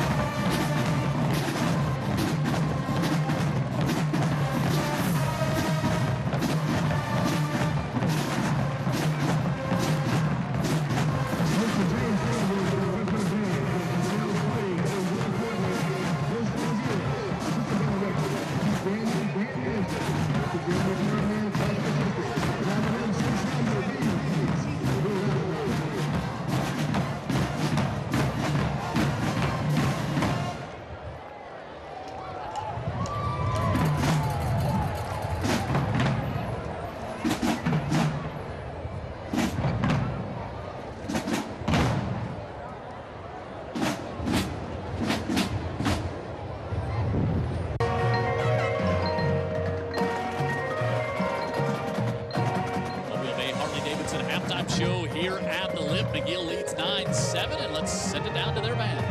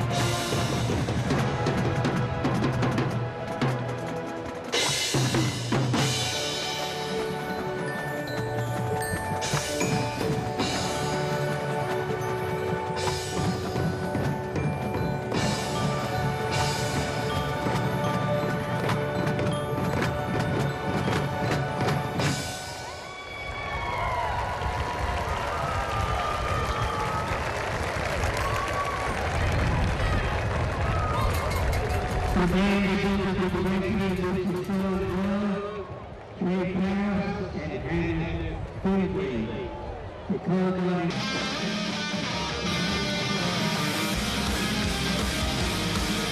of the top teams in Alabama playing here tonight. It sort of looks like two of the top defenses in the state that we're seeing here tonight. Yeah, and much to the very much liking of Vic Lockett. But I kind of thought this might be the way the game was going. Certainly, I think if you're McGill, you didn't want to try to get into a shootout tonight. You wanted to run the ball, control the game, and we've seen a lot of that. Surprisingly, how much running we've seen out of Blount so far. Yeah, and we may see more of that here in the second half. I mean, it's a close game. No, you don't want to make a big mistake and give a guy a chance to get a bigger lead. But they both ran it well in spots, and then they sputtered a little bit because these defenses are so good. Yeah, just defense playing great. I mean, listen, 200 yards of total offense between the two teams, 4 turnovers, defensive slugfest tonight. Yeah, Blount has the athletes to play good defense, and McGill, week in and week out, just going to play sound defense and be on one page with them, and that's what we've seen. Here we see opening touchdown of the game, Trajan Pugh going out of the Wildcat there. He carried the ball most of the first quarter there for Blount, and then answering back. This was Brian Hill for McGill to make it 7-7. And then this is Sheldon Lehman running his dance set for his life, and then trying to lead Turner McLaughlin down the sidelines, led him too far, and Robert Locke there with the interception for the Leopards. And then this was Jacoby Davis just at the end of the half there, kind of short-arming that one and picked off by Eric Gare. What we didn't see there was a safety that Kyle Cass stepped on the end line, and that's the difference in the game. 9-7 our score, and you look at that total offense, just a little over 299 yards for McGill, 105 for Blount. McGill's had the ball much more. They've run more plays. We see Jacoby Davis 4 of 11, 27 yards. Lehman 4 of 8, 32 yards. More rushing on the ground for McGill-Toolen. We heard Ernest Hill coming out of the locker room, heading to the locker room. And what did Lev Howley have to say? Well, let's find out from Tara.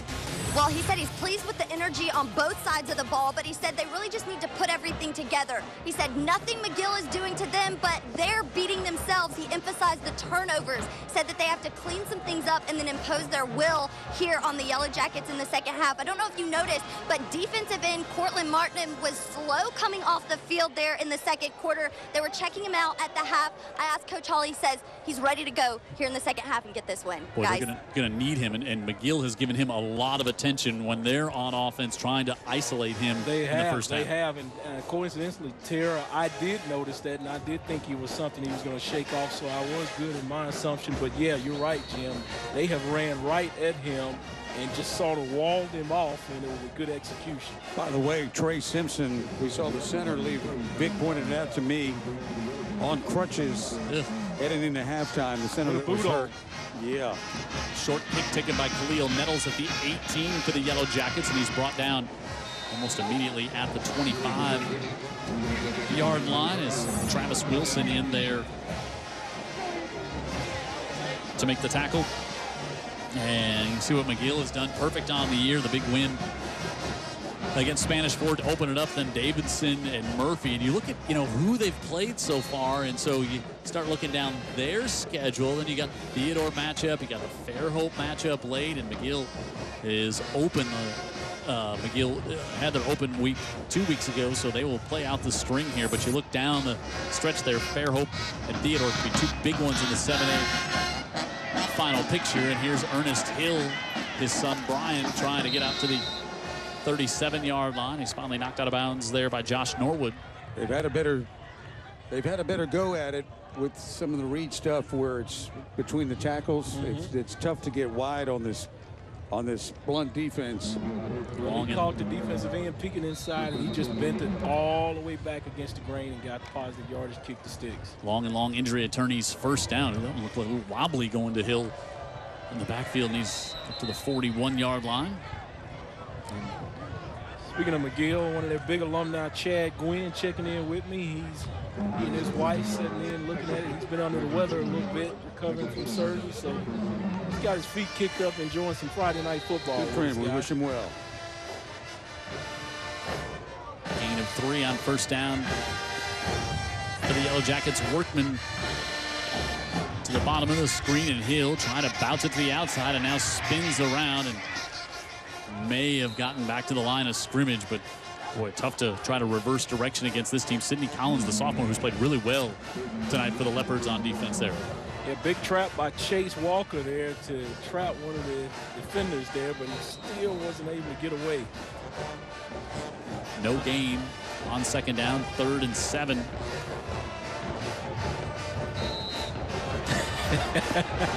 I tell you what, the offensive players called it offside. Look over there to the ref, and he said, okay, I concur. Here's the flag. Dropped it. They're going to call encroachment here. Yeah, going to go from 3rd and 7 to 3rd and 2. Prior to snap, encroachment on the defense. Should I mention 5-yard penalty. Still 3rd down. Maybe you're laughing. The official who he and I dropped are good friends. I told him I was going to call him out if he does that, something like that. Standing right next to Lev Holly when he dropped it. Yep. Hill trying to get up, drives the legs. Cortland Martin trying to slow him down, and we'll see where they mark the forward progress. Well, how about Hill and Cortland Martin there? That's a match. And Martin still down. It's not a match physically, you wouldn't think, but this Hill kid, he does drive those legs. Watch this. Wow. A lot of fighting that young man. Yeah, 180 versus 240, but the bigger guy is down. It's slow to get up. He's up now, though, but he looks like he's a little bit slow, a little bit gimpy. Yeah, not feeling the best. Take a closer look at it.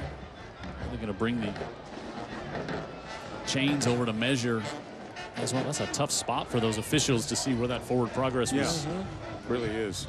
It's funny because he ended up getting pushed 4 or 5 yards back, and Hill popped up, and right away, now many yards away from the first down, popped up and said, we got it. Yeah. Well, see if they did. See here. It looks to me he's got it, guys.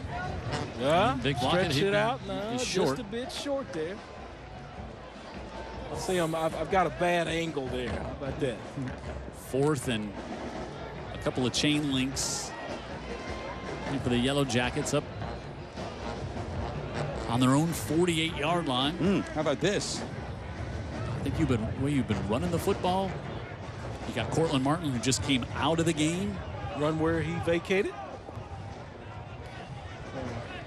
Let's see what they do. And while they sort it out, I got to say hello also to Miss Sherry Gwynn, who's been making sure Chad get back up on his feet.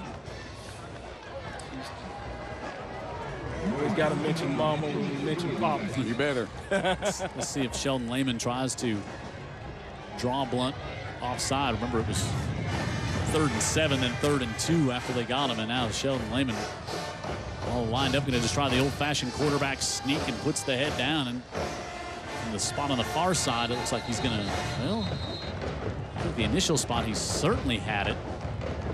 Now, I don't think he's going to have it. He got a good surge. And indeed, it is going to be another long injury attorney's first down here for the Yellow Jackets. You don't see that formation very often.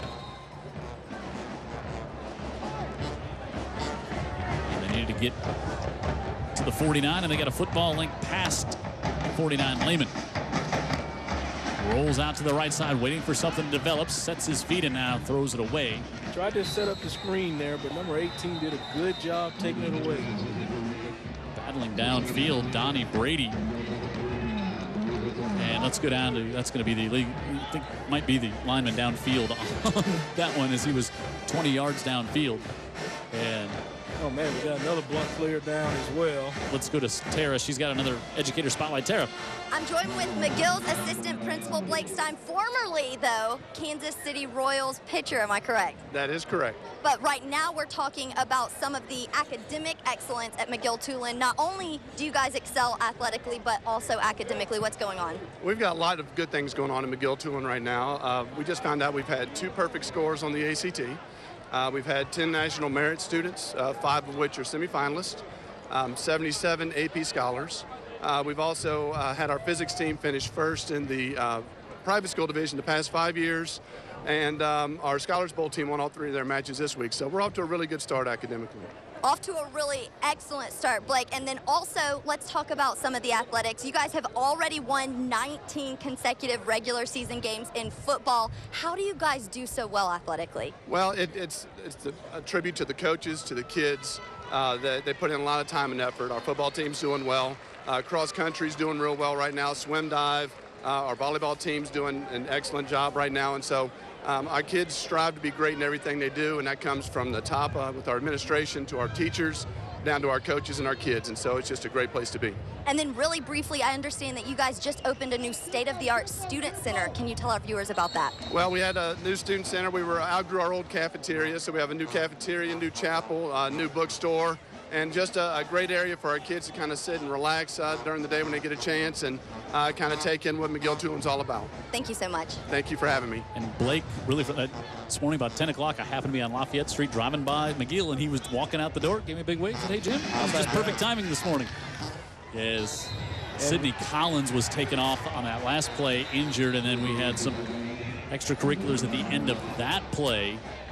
So Collins, the sophomore, left hobbled off, and it's McGill now. And one of those kids that made perfect on the ACT, know his dad, Dr. Damian Collins. Know he's proud of his son making that perfect score on the ACT. Watch here at the end of the play. That was Chase Walker. We have a dead ball, personal foul on the offense, 15-yard penalty. It'll be second down. Well, you know, Ernest Hill talked about on the pregame show, said, "I want our offensive linemen to play right to the line. I don't want you to cross the line, but I want you to play right to the line," and the line may be a little fuzzy there. Well, and he means through to the whistle. It wasn't fuzzy to the referees or anybody in attendance or watching on. That was very, very late and an obvious 15, and that's probably going to squelch any chance of a drive here. 2nd and 30. Brian Hill to the 36-yard line, and 3rd and, as we like to say, long and really long coming up here for the Yellow Jackets. Well done. Yeah, tried to get him with that draw, but Blount was up to the task, well disciplined there, and let the back come to you and make a play right there. 8.5 to go in the 3rd. 9 unanswered points here by the Yellow Jackets. Neiman again looks over to Golson, and now Blunt's going to. They're bluffing. We used to call that sugaring when you come up there and them linebackers. I was hoping that's how you're going to finish that one, Vic. Lehman steps up, Tom zips it to the far side, and we turn to McLaughlin, but still well short of the first down. And there was some battling with Cass way back behind the play. Cass and Hill. They'll bring up the punt team. Pick up about 8 and get a little bit back there, but you're right, that's 2 athletes just playing to the whistle. Yeah, really, that was Dan said. As Dan said, though, there was that 15-yard penalty that really killed the drive. And West back to punt. Jamarcus Poe Malden, the 2 deep men.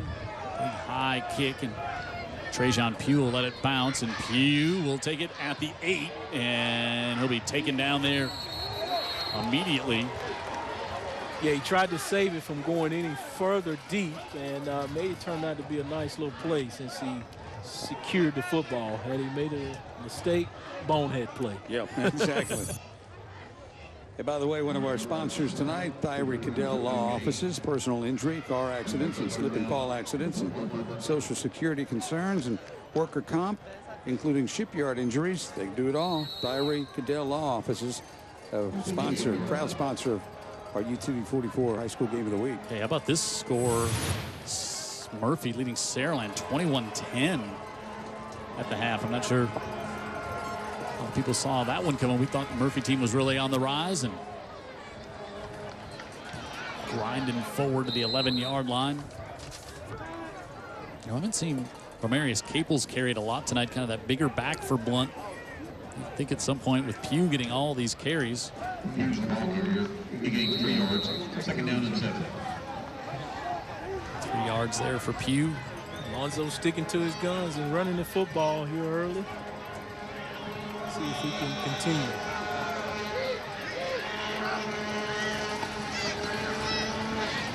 Davis sticks to it, and Pugh's bottled up over there. Nick Ruggs.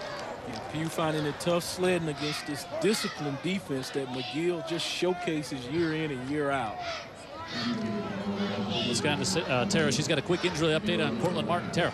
Vic, I'm glad to know that you're paying attention to see Cortland leave the game slowly before the half. It appears that he's dehydrated. So they're over there. They have some iced rags. They have it all on his head, his shoulders, even on his legs, and he is chugging Powerade. So they're hopeful that he's going to come in soon. All right, thanks, Tara. 3rd and 9, dangerous situation here. 2 turnovers already tonight for the Leopards. Fired to the far side, and Collins Woods able to come up with a catch in traffic, and another ball right on the money. And I'm impressed with that guy's gun. Yeah, he's got it, man. He can get it to you in a hurry, and Woods generally going to catch it. This is a big play. Yeah. I mean, it's going to extend this drive here a little bit. It's going to get him a little bit further away from, kind of get him out of jail a little bit. And who knows what can happen after that. But just the first down, more clock, worse field position for McGill if they've got to punt it. Long injury attorneys first down for the Leopards. Pugh back to the line of scrimmage, but nothing more. See if Billy Pine wants to take the heat timeout. You know, there's been years been doing these games by this point of the season. The state not taking the heat timeouts any longer, but I don't think they took them last week. I don't remember them last week. I really don't.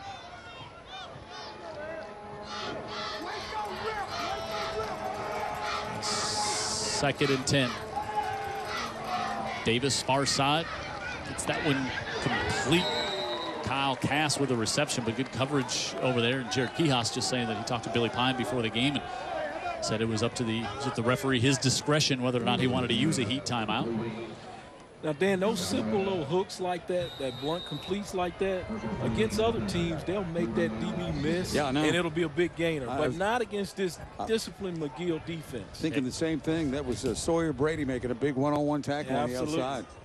So Cass is down on the field. That's why we get the stop here.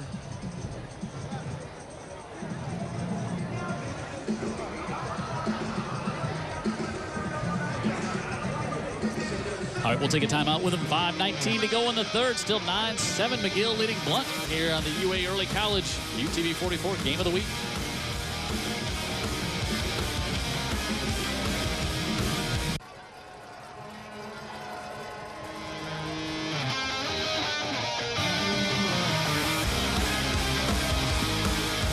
Minutes and 16 seconds to go here in the third quarter. 3rd and 6 for the Leopards. Empty backfield. Davis, pressure dropped. Jonathan Rogers with the sack for McGill. How long have we watched McGill just lick their chops on a 3rd and long? Just constrict the pocket down, and there's nowhere to go. But right there, he wanted to go to this receiver, but he wasn't expecting the ball and looking for the ball. I mean, I wasn't expecting him to read hot and pull up, but I think the receiver just ran the wrong route. And it also was a smart play by Rogers. He just didn't come busting through there. He came in under control and was able to get Davis once Davis decided to pull it down. Cass, who had left on the last play, comes back in. A short, high kick. McGill trying to get away from it. And at the 38, great field position coming up here for the Yellow Jackets after they come up with a stop there on 3rd down at the sack with Rogers. All right, a trivia question. Lockett wanted to try to jump the gun. Well, Dan got his hand raised before me, so he's doing the me first. That's me. That's what I do. 32 of the last 34. Last 2 teams to beat McGill are Blount and Hoover. Nice work, Dan Brennan. Wow. Blount and Hoover. Tell him what he won, Jim. Hoover he gets to come back next week, Lockett, for sure. Okay. It's in question, huh? Yeah. Final I have to check my locker on Tuesday, right? The Turk may come a-calling, Vic Lockett. 1st and 10. The 38.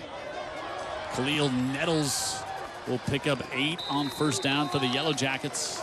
You know, when a team doesn't lose much, that's not that tough of a question. They're memorable when it happens. Exactly. Yeah. So, yeah, they lost in the state championship game last year to Hoover, and then we talked about the Blount loss has been well publicized because of this matchup. You just threw me a crumb there, man. Low-hanging fruit, huh? Low-hanging. Nettles on the left side cuts it back up the middle, and Khalil Nettles, but this one may be coming back as that looks like a holding call. That looks like area of the field where you get that call. And I tell you what, the ref got some air under that flag. He did. Yeah. Indeed, holding on the Yellow Jackets. Boy, that was a well-designed play. Spot foul here, Jim. So let's see how far back they actually push it. Wow. Not in that frame. Did you see anything?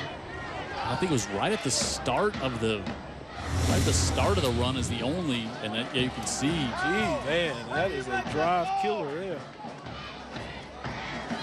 Yeah, so that it must have been, but the flag came when he was well downfield, but evidently the violation was when he was closer It's to. almost like he broke free all. Let me stop this play. Yeah, 25-yard line. I guess where the flag happened. Yeah, 2nd and 13 now for the Jackets, and Sheldon Lehman with quarterback up to the 35. They didn't pull that rabbit out of their hat there late. No. Haven't seen that tonight, have we?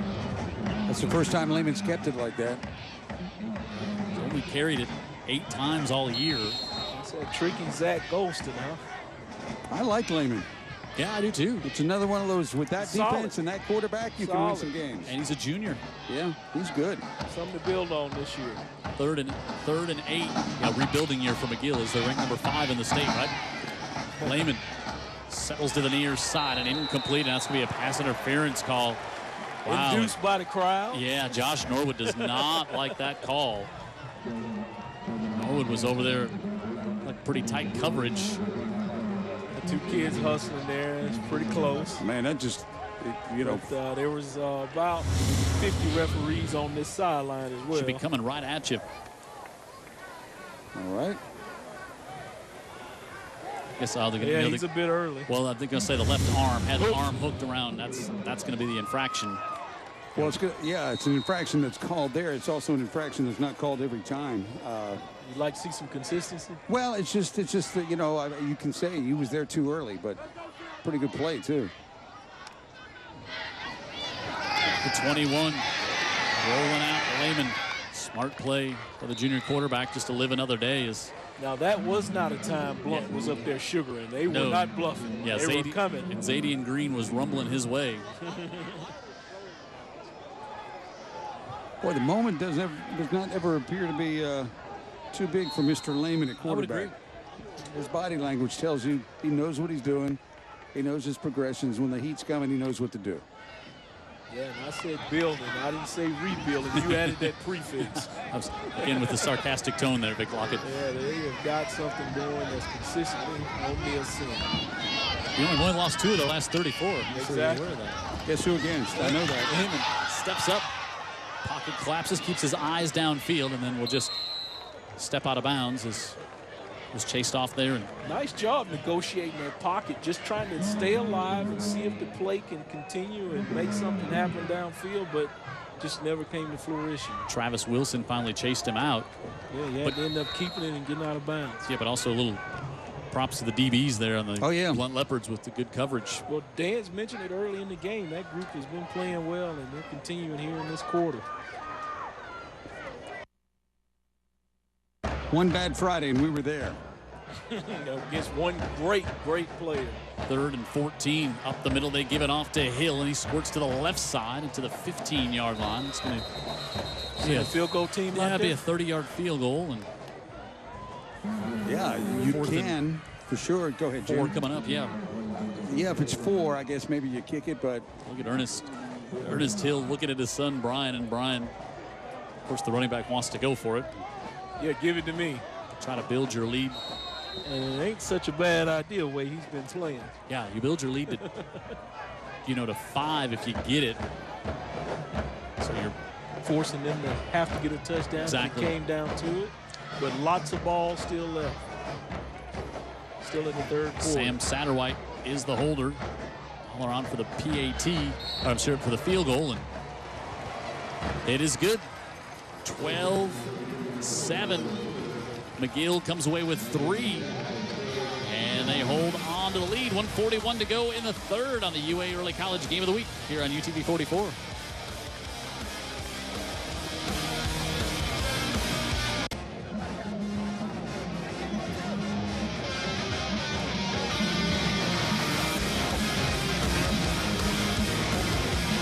1:41 to go in the third after McGill gets the field goal to take the 12-7 lead. That's 12 unanswered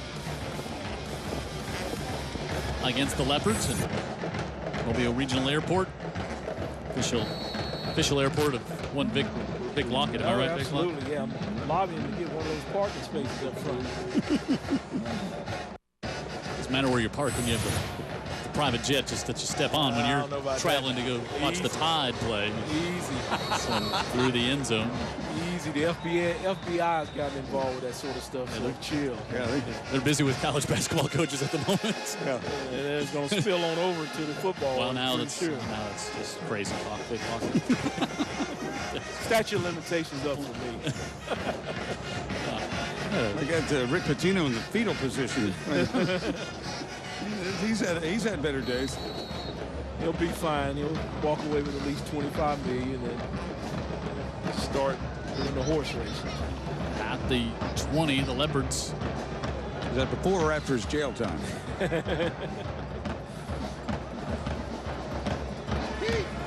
Comes Jacoby Davis. Hugh on the left side. Stood up again. Christopher Heights, the junior linebacker, in there. Well, see, what they're expecting on that play is that defensive end to just run himself out of the play. Yeah. Doesn't happen with McGill. No. Doesn't happen. They do. That's what some of the Blount coaches were talking to us before the game. The assistant coaches, they just, Blount is just so schematically sound, fundamentally sound, techniques. Talking about McGill-Toolen, saying that. Yeah, A.J. Crenshaw, former linebacker on the coaching staff, was like, when you look at the film, they don't give you anything. Davis looks right side, fires it off. Collins Woods has it with a little bit of space, and it's going to be short of the first down, so third down coming up. Yeah, and you do earn every yard, it appears, you get against this McGill defense. Well, Lockett would have you believe that this refereeing crew allows them having 13 men on the field. Sometimes it looks like it, though, right? Look at that. Yeah, that's what they think about McGill. They're going to run and chase the football. I was talking with Coach prior to the game about that. He says, hey, if you're not going to do that, you're just not going to get on the field. Yeah. Nick Ruggs was chasing it down there from his linebacker spot. 3rd and 3. Davis pitches it out. Pugh. All the way back to the 20 for the loss. Now, that's inconsistent and uncharacteristic of McGill. You got a player celebrating and the play still going on. Well, he did do a great job. Yeah, he's the one that made the play. But the whistle still had not blown. Right. Was that Sawyer Braden? Yeah. That was a bit of a different formation than we've seen from Blount on that toss there, and it just didn't look like it was going to get going from the get-go there, and it didn't. And McGill comes up with another stop. Just blew it up immediately before it could even get set. I mean, he set the edge pre-play. We'll go to the 4th. Blount has the punt team on. McGill has the lead 12-7, but we got another quarter to go. Yep, it's time for the 4th here on UTV 44.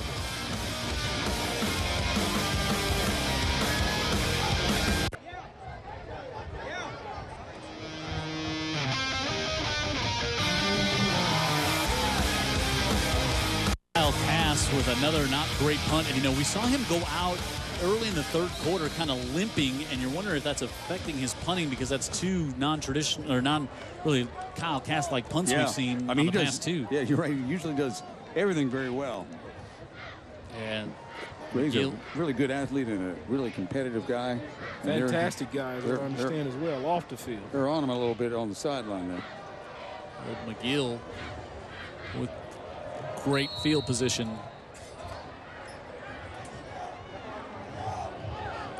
Here at the 43.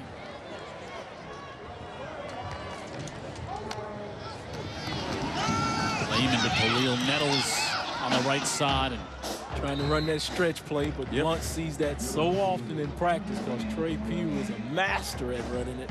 Well, you're just ready for it. Charles Mickles did a good job on the left end there, holding him to no gain. Talk to defensive coordinators about that play, and they will scream holding on at those offensive linemen because that's stretching the jersey out, right? That's what their claim is. Running backs just looking for a crease and plant that right foot and take it north-south. Denver Broncos made it famous. Yep. Zone blocking. Your boy Terrell Davis out of Georgia. He could make the cut. Layman rolls out. Puts the football on the ground, picks it back out. Now more pressure coming. Still alive, sets up and heaves it incomplete. There's a lot that happened on that play. And I'll tell you what, he maximizes each play, and I'm proud and like that. He does, but I don't think, watch here, where he just drops it all together. Very unusual. He goes down. But he's Let me go back and get that. Exactly. He's athletic enough to collect the football and keep the play alive. Save himself. And how many young quarterbacks do we see? So we got another McGill lineman, D lineman down here. And looks like Cortland again for Blount. Nope. Nope. Yeah, it's a Blount defensive lineman, I think. Might be Kunta Files. Yeah, indeed, that's who it is.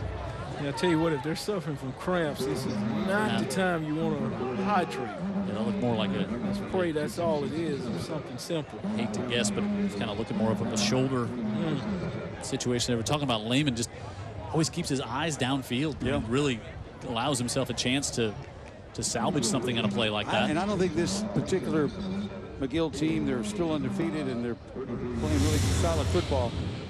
They don't have a lot of. Let's see right here. Yeah, it might have been shoulder. Landed on his shoulder. Funny there.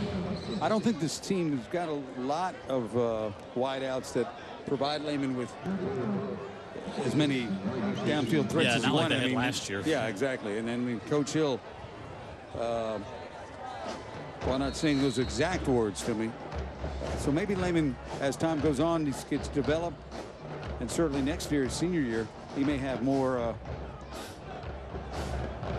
He might have more weapons. 3rd and 11. Lehman again rolls out, chased out of the pocket, looking, nothing there, and just flipped it forward, trying to save the yardage. There's some competing going on out there, guys. Let me tell you what you learn real quick about these scrambling quarterbacks. The ones that are confident more in their arms are going to keep their eyes down the field and try to find someone. The ones that are more confident in their legs, they're going to take off with that ball when everything breaks down and try to go north and south. And sometimes they should, especially when you're in man-to-man. I agree. You got the wheels and the backs are to you. And even if you don't have the wheels, sometimes it may be a good decision. Might be there. Yeah. Martin will punt. To run with it. Trajan Pugh stands right at the 10. Left-footed kicker. Bounds that one down at the 20. Look at that.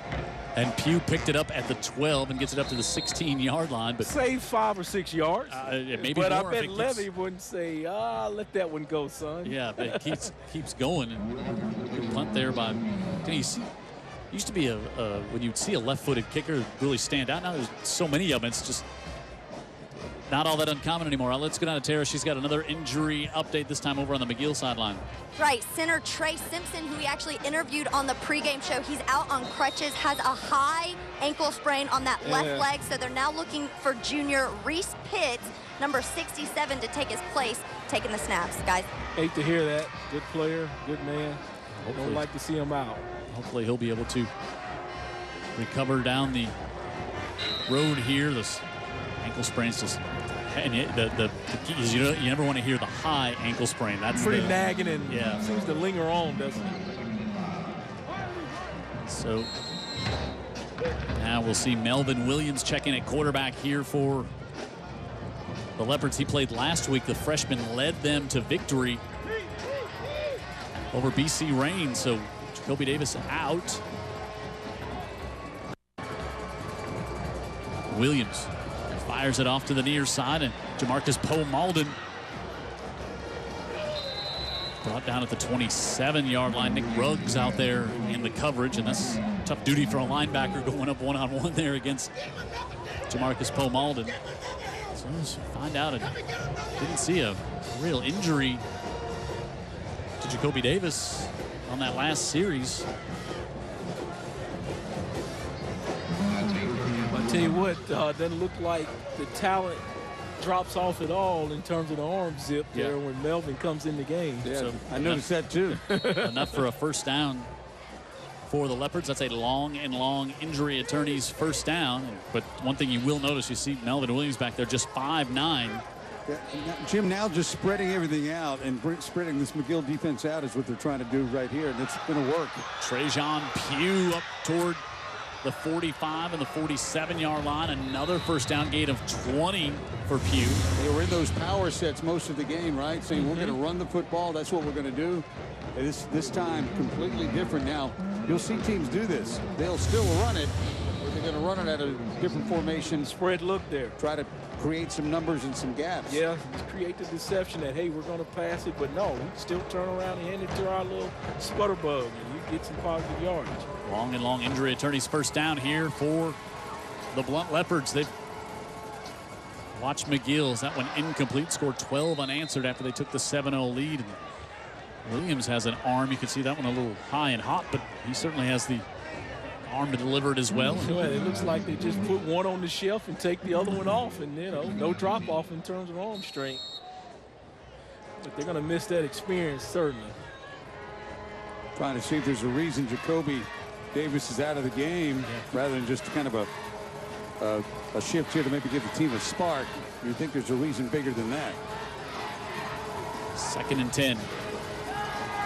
Hill to the near side, able to get that one complete, and this is LeBaron Jones with the reception, and he's going to be up near the 45-yard line. I just can't help but repeat myself. Those little plays, we know typically on every Friday night, Blount breaks that for a big run, and the crowd's going wild, and they've got a touchdown. But not with this McGill group. Look at these folks come over and help him make the tackle. Corey Wilson was the one who didn't make the initial tackle, so 3rd and 2. This might be Trajan Pugh time here for the Blount Leopards.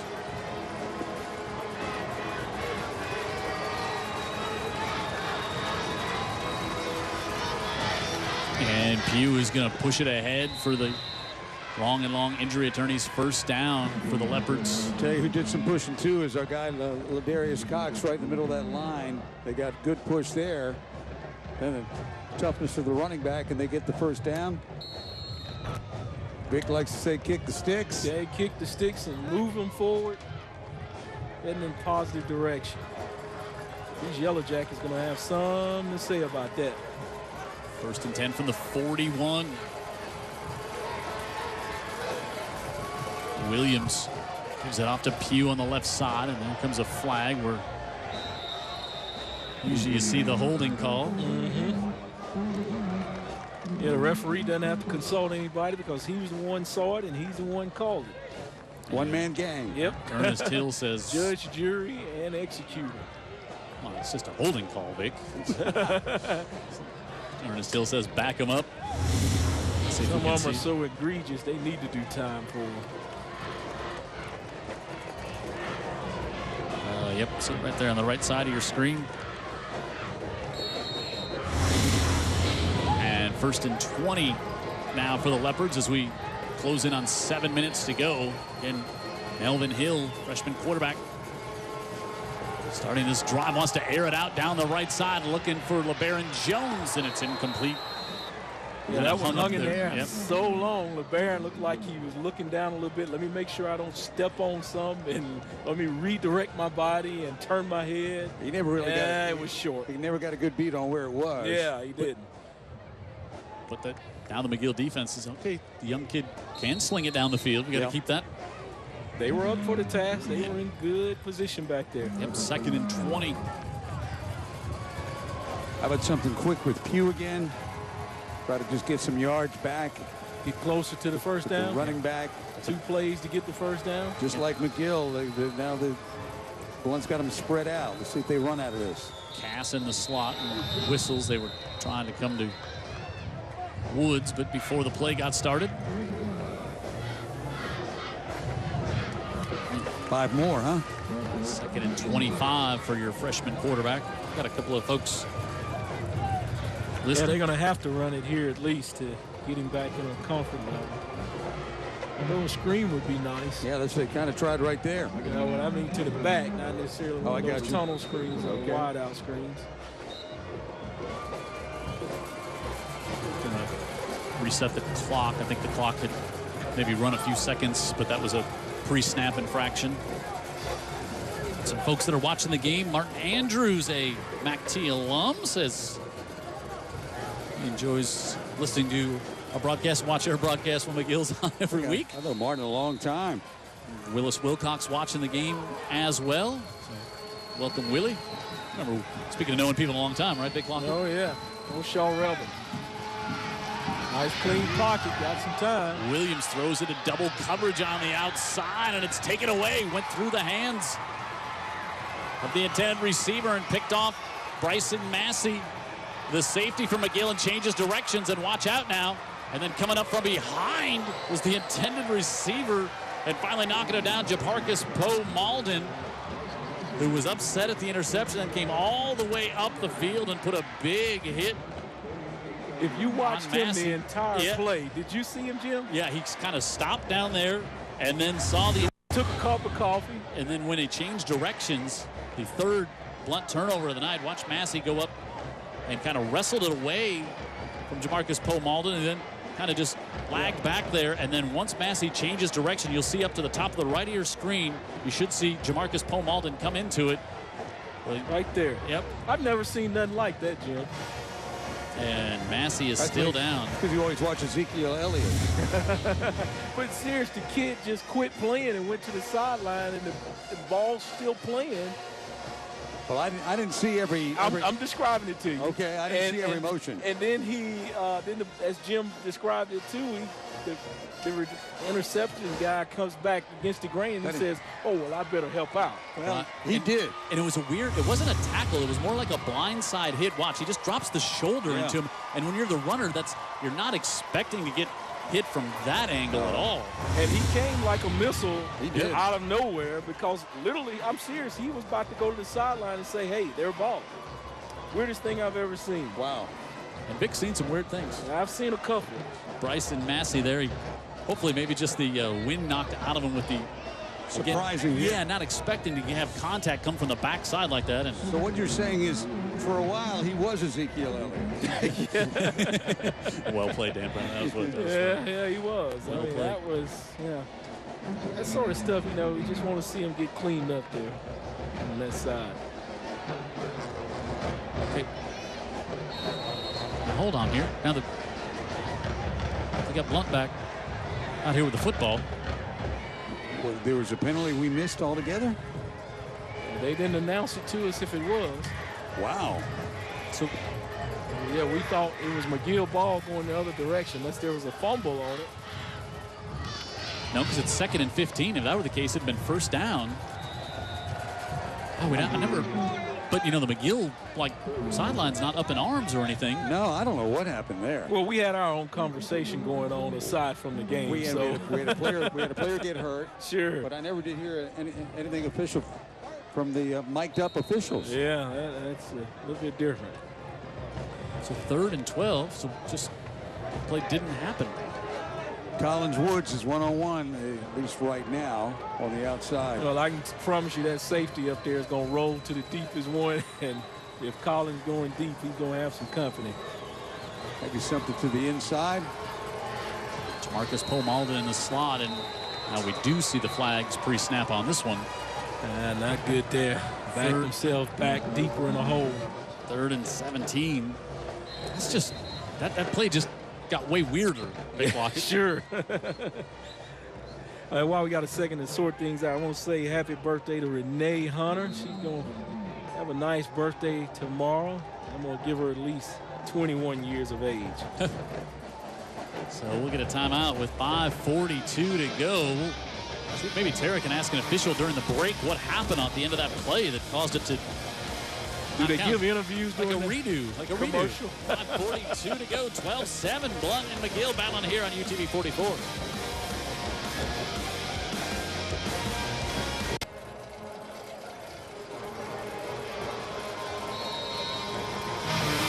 Jim Cox, Dan Brennan, Vic Lockett, Tara Reeves on the sideline, Jared Kihas in the truck. Daniel Hicks, our statistician, here on 3rd and 17 with 5.5 to go. Blount fires the near side, and that was going to be, I'm going to say incomplete, but it was going to be well short of the first down. I'm going to say no. He's going to say McGill got it. So McGill came up with it. Eric Gare. It'll be his second of the night, and it'll be the 4th Blount turnover. Let's watch Hill. Wow. Oh, what a catch. Nice.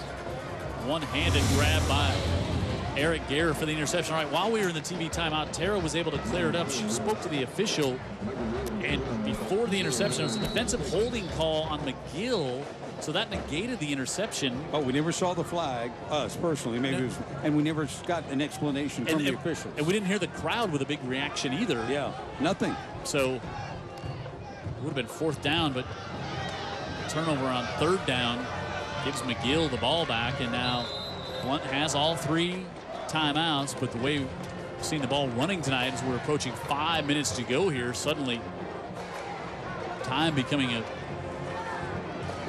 key enemy of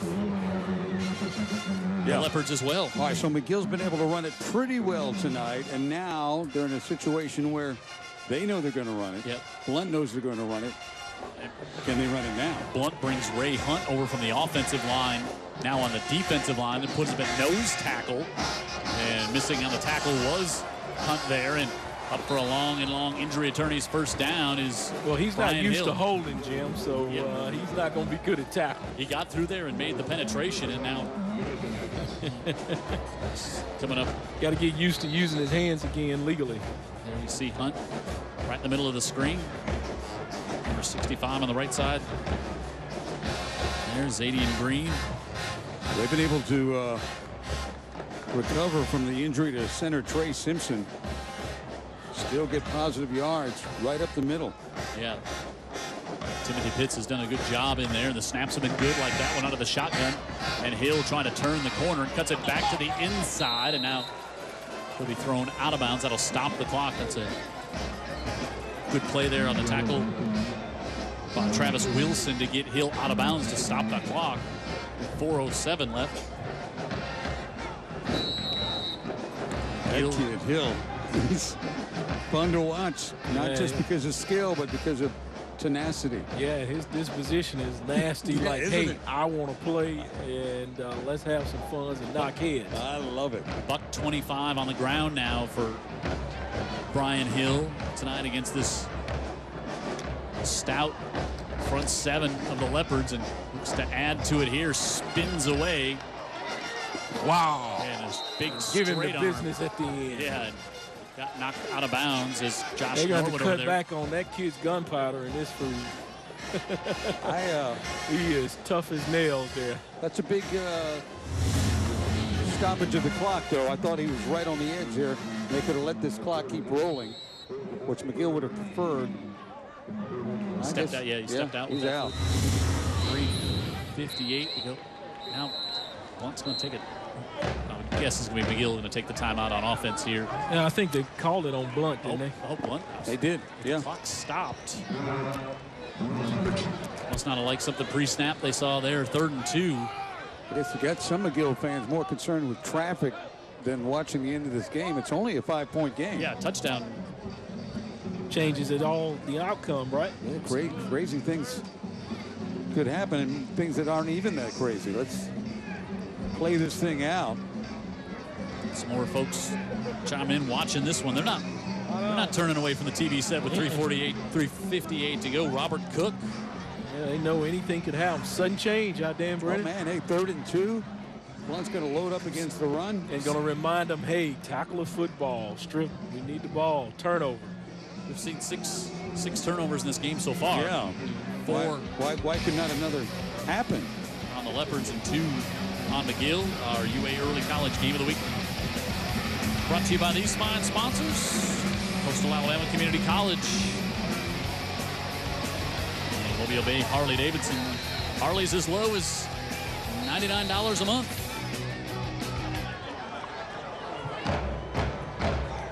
Third and 2. He'll shift it to the right side, and they're going that way. Now it's Lehman going to pull it back, and he's going to go down, and maybe more. Sheldon Lehman inside the 10. Touchdown Jackets, 40 yards. I'll tell you, that kid's been showing that.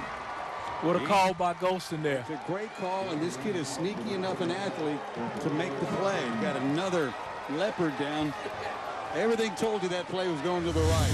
And, of course, you got The running back has had such a great game, but look at Lehman. He sees the lane. Not a small kid. Runs pretty well. Confident athlete. That's what I see in Lehman. Robert Locke is the injured Blount Leopard. Maybe the people heading to their cars knew. Oh, here's the play. Yeah, they're like, oh, that's the play. We know. They're about to run that play where Lehman scores.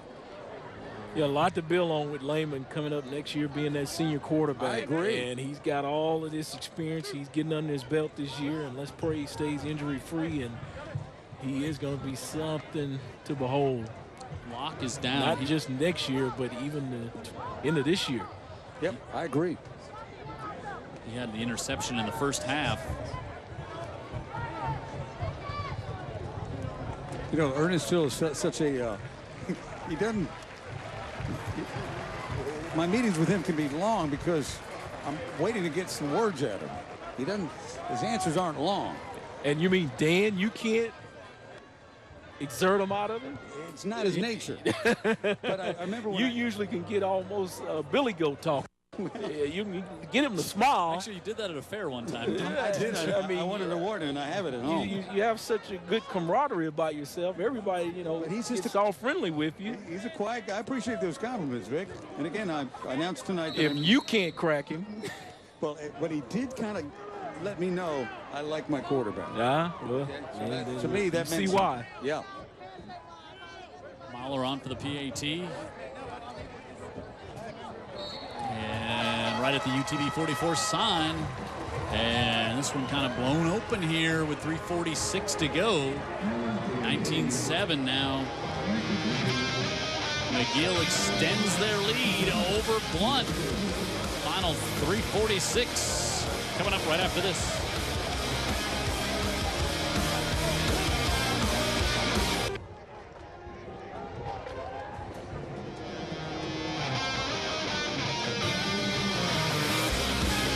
There's a blackout for the McGill student body section here tonight, encouraging everybody else to wear black and get the turnout by McGill. We talked with Trey Simpson in the pregame show just about the student body section, and it's always been a great tradition here. Yeah, they appreciate it. Oh, absolutely. It's been a blackout for the Blount offense, what it's been. 7 points in the first half, and that's it. And out to the 20.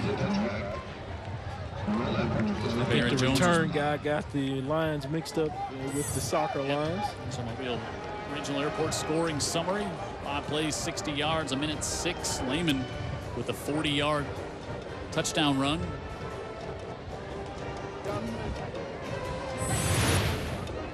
Now Jacoby Davis will come back in at quarterback for the Leopards. Maybe they just wanted to change up real quick. Could have been. Could have left it at just coach's decision in terms of the change. Davis fires, completes that one to Woods. Nope, gonna make that, completes to Kyle Cass. 163, 163. Athletes, you got Woods, and you got Cass, and you got LeBaron Jones. And Pugh. Yeah.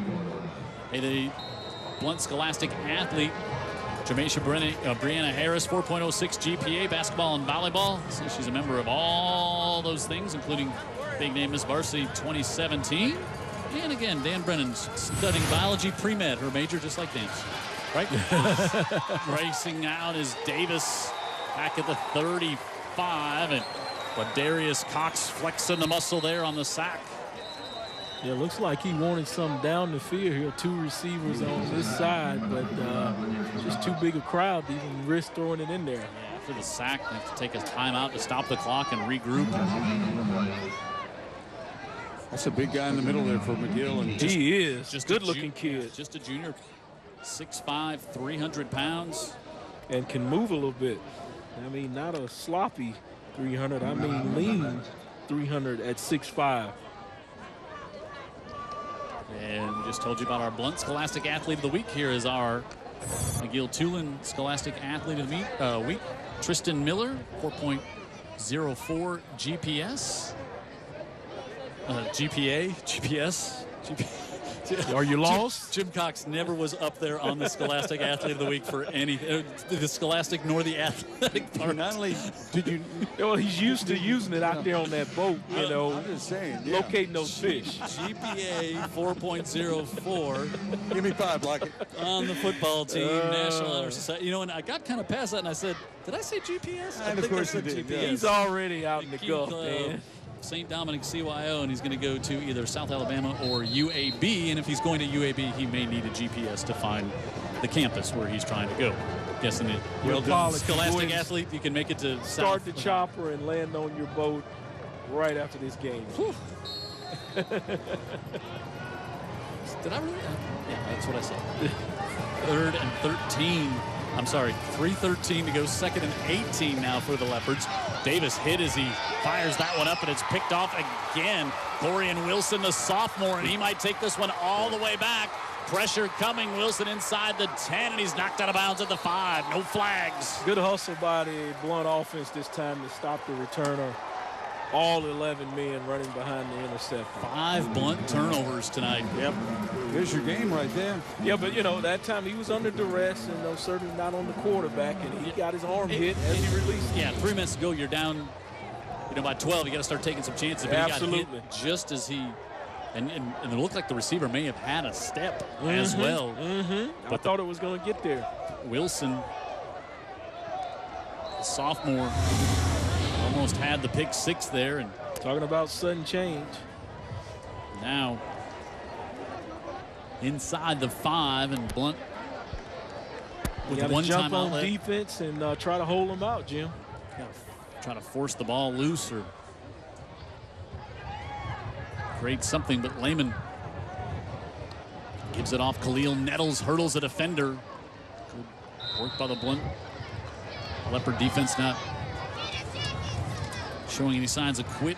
Yeah, good job by that number 30 coming in there trying to set the edge. Yeah, good penetration. Tackle it. Yeah. Kunta Files also there on the tackle. And of course now McGill, with Blount having just 1 timeout left, they'll use all of the play clock. As they should.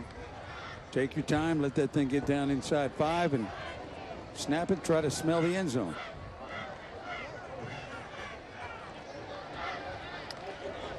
Shifts to the near side, pressure coming. Lehman takes a big hit. Yeah, this time Blount said, hey, fool me once. You know what? I think the officials thought twice. the handoff happened because the whistle came so early before Lehman was even down.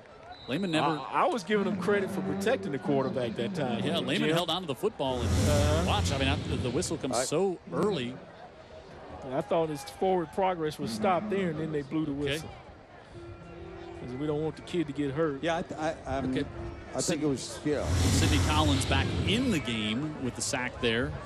I thought the whistle was at the appropriate time of the play, but. So the clock stopped with the timeout. So we talked about Blount with the start of 3 in a row on the road here tonight. Then we're going to see these Leopards jump back into region play next week here on UTV 44. We'll be in Spanish Fort. And then they're at at LaFleur. Then they get Daphne at home, and then Gulf Shores, and then they have the open week to close out the season. And a lot of coaches try to get that open week if they can. Give you another week to rest up those injuries. And look at that stretch you're going through there to close out the season. Well, speaking of that Spanish Fort game, right? Did you mention that? Yeah. Yeah. Of course, we will see you there. And next week. Yeah. Another look at this Blount team as the world turns. Yeah. In 8 Mile. Lehman gives it off to Nettles right up the middle of the field, and Cortland Martin sacks him there down the field. Boy, now you think about that timeout you had to use on defense a few minutes ago. You just love to have one of those back, but get the ball reset here and down to 1:40, and they will start the play clock. So it's going to be down about 1:20 when Lehman calls for it. It's 4th down. I would guess they'll just let the clock roll all the way down, and then Ernest Hill will take his timeout and then send out the field goal team. 4th and 4 from the 4. See if that field goal team is poised on the side of the And, you Jackets. You almost wondered, down the 12-point lead, you think about a field goal that could be blocked and taken the other way, and just a minute 14 left. Do you think about just running it to say, okay, even if we don't score, we're going to pin them. We're going to get the ball way down deep in their own end and take away the. Hill's such a defensive guy. I would not be surprised if that's what he's thinking right here. Take no chances at all. Some folks may not take it to that level and concern themselves with that, but I think that Ernest Hill would consider that. But it looks like they've got a kicker getting ready to go in there, so let's stretch it to 15. Yeah, he's going to trust his special teams and his line and try to get 3 more right here. Tell you what, he never looks satisfied. I don't care when the clock's 0-0 at the end of the game. He's a good man, good coach, and worked himself into a good position here. And he's earning it now and earning it well. More folks watching the game right to the very end. We appreciate all of our viewers. Gene Everett over in Spanish Fort watching this game, and you know why too.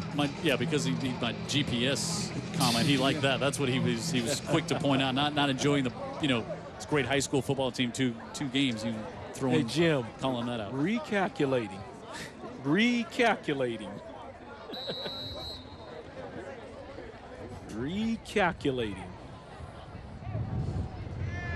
Mahler on for the 22-yard attempt. And it's good. So it pushes the lead to 15 with 1:09 left. Now we can safely say a 2-score game. And it's not the first quarter we're saying it, or 2-possession game. 2-possession game, that's right. Hard to get 2 possessions in 1:09. Yeah, it's going to be tough. No timeouts. It has happened, but it'll be tough. We have seen some weird things, though. So McGill fell behind 7-0 in this game, and then it was a long drive, and then Blount has really not got anything going offensively. I mean, was it some strategic, was the coaches making some adjustments, or just real? Because I think the people coming into this game say, okay, we'll see what this defense is really made of tonight for McGill, and boy, they have shown. Yeah, well, I think it's simple. I mean, just give credit to the guys in orange and black. They came out, made some mistakes early, but settled down, used to playing in big games, the expectation to win, and they just play their consistent game, no matter if they stumble in the beginning, hey, we're going to settle down and correct the mistakes and get back to playing consistent McGill football, and you have to give them credit for doing that. Allow the other team to make the mistakes and beat themselves, and we'll just be here and celebrate at the end with some Kool-Aid. Mahler leaves this one a little short, and Kelsey Hill. Soft drinks. A couple of interceptions by this guy. Eric Garrett tonight, yeah. Are we certain? Yeah, had the fumble on the punt in the first. White gloves or no gloves? Yeah, on the first possession. He's the black gloves guy. He's the black gloves guy. Yeah. Okay. But then came on and Willie's had a great game back there in the secondary. A little inside joke there. Some bit of confusion on the number 5s. They had 2 of them. They've got 2 of them that are both pretty good players. Yeah, they both make plays offensively, defensively, and in special teams. Yeah, C.J. Evans, just a sophomore. We just want to make certain that we give credit where credit is due, Dano. C.J., the other young guy that we probably did not give enough credit to last time we were here. And Trajan Pugh up the middle, and hey, look at this. Trajan Pugh all the way across midfield and out of bounds to stop the clock with 49 seconds to go. How about that? He's not stopped playing, has he? Long injury attorney's first down. I bet he's had probably a 100-yard night. Now, after that run, I'm sure.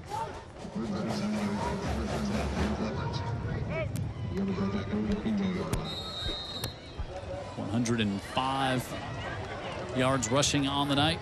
Tips him past the century mark. Davis gives it right off to Pugh and bottled up. May have lost one right there. Yeah, and also with just 39 seconds left and not a lot of urgency out of Blount to. Well, I'd like to see him just kind of get out of here, make sure no one gets hurt. sometimes you have to call the opponent and say, Judge Moore, you won the race. Well, thanks for bringing all that up. I'll get you next year. But you're right. This is their concession call right here by just running the football. Yeah. Hugh going to be stopped there, and that will do it. Ernest Hill, the first one on the field. He's declaring it over. McGill, 5-0. And now the Blount Leopards in a little stretch where they've lost 2 of the last 3 and a tough road matchup next week. And they've got a heavy slate to go for the next coming weeks. Yeah, and, they've got to get it turned around. They've got to get some understanding and make some corrections. Yeah, they've got to get an offense that is, gets productive again. And we saw them in that Viger game. They're so kind of enticing in that you see these guys on the outside and you think, well, anytime they want to go ahead and pick that apart, they can. But it's not been that easy. It doesn't work that way. You can't just cut the switch on and off as we look at the good sportsmanship out of both teams. But, that's something I think they're going to have to overcome in their mind and their play and their philosophy. I think they tried to tonight. I think that Lonzo went away from the, get rich quick. Sure. And instead they tried to run the football, had success early in the game. They had a running back, ended up getting over 100 yards. But they just, well, I'm telling you, though. Turnovers. They're turnovers, the penalties, but they are accustomed to just, I'm going to make a big play somewhere. And when it doesn't happen, you end up on the bottom side of the score. Yep. Yeah, Ernest Hill going over and shaking the hands of a bunch of the Blount players, went and just grabbed the neck of Trajan Pugh and gave him a hug and some encouraging words. And the same I'm thing. Sure he's earned the respect of a lot of McGill players. No kidding, and fans. Yeah, and likewise with the back from McGill, Brian Hill. So Tara catch up with Ernest Hill, who's at the 40 heading toward the 30. Tara, now he's down to the 35-yard line. Jim loves that play-by-play. He'll even do it on the coaches. Tara couldn't get, she was caught behind the line. She couldn't see. She's not catching up to a parakeet, even after a big win. You can count his words. You will be able to give you some total. But to me, this was just typical McGill-Toolen football. They're going to play sound football. They're going to watch you make the mistakes, and then they'll capitalize on them. As Blount coaches were telling us even before the game kicked off. That's what they were concerned with. Sure, you just can't help the McGill-Toolen Yellow Jackets. And as Coach Hill now, Tara has caught up with him, and Tara will get credited for 1 tackle on the evening. Tara.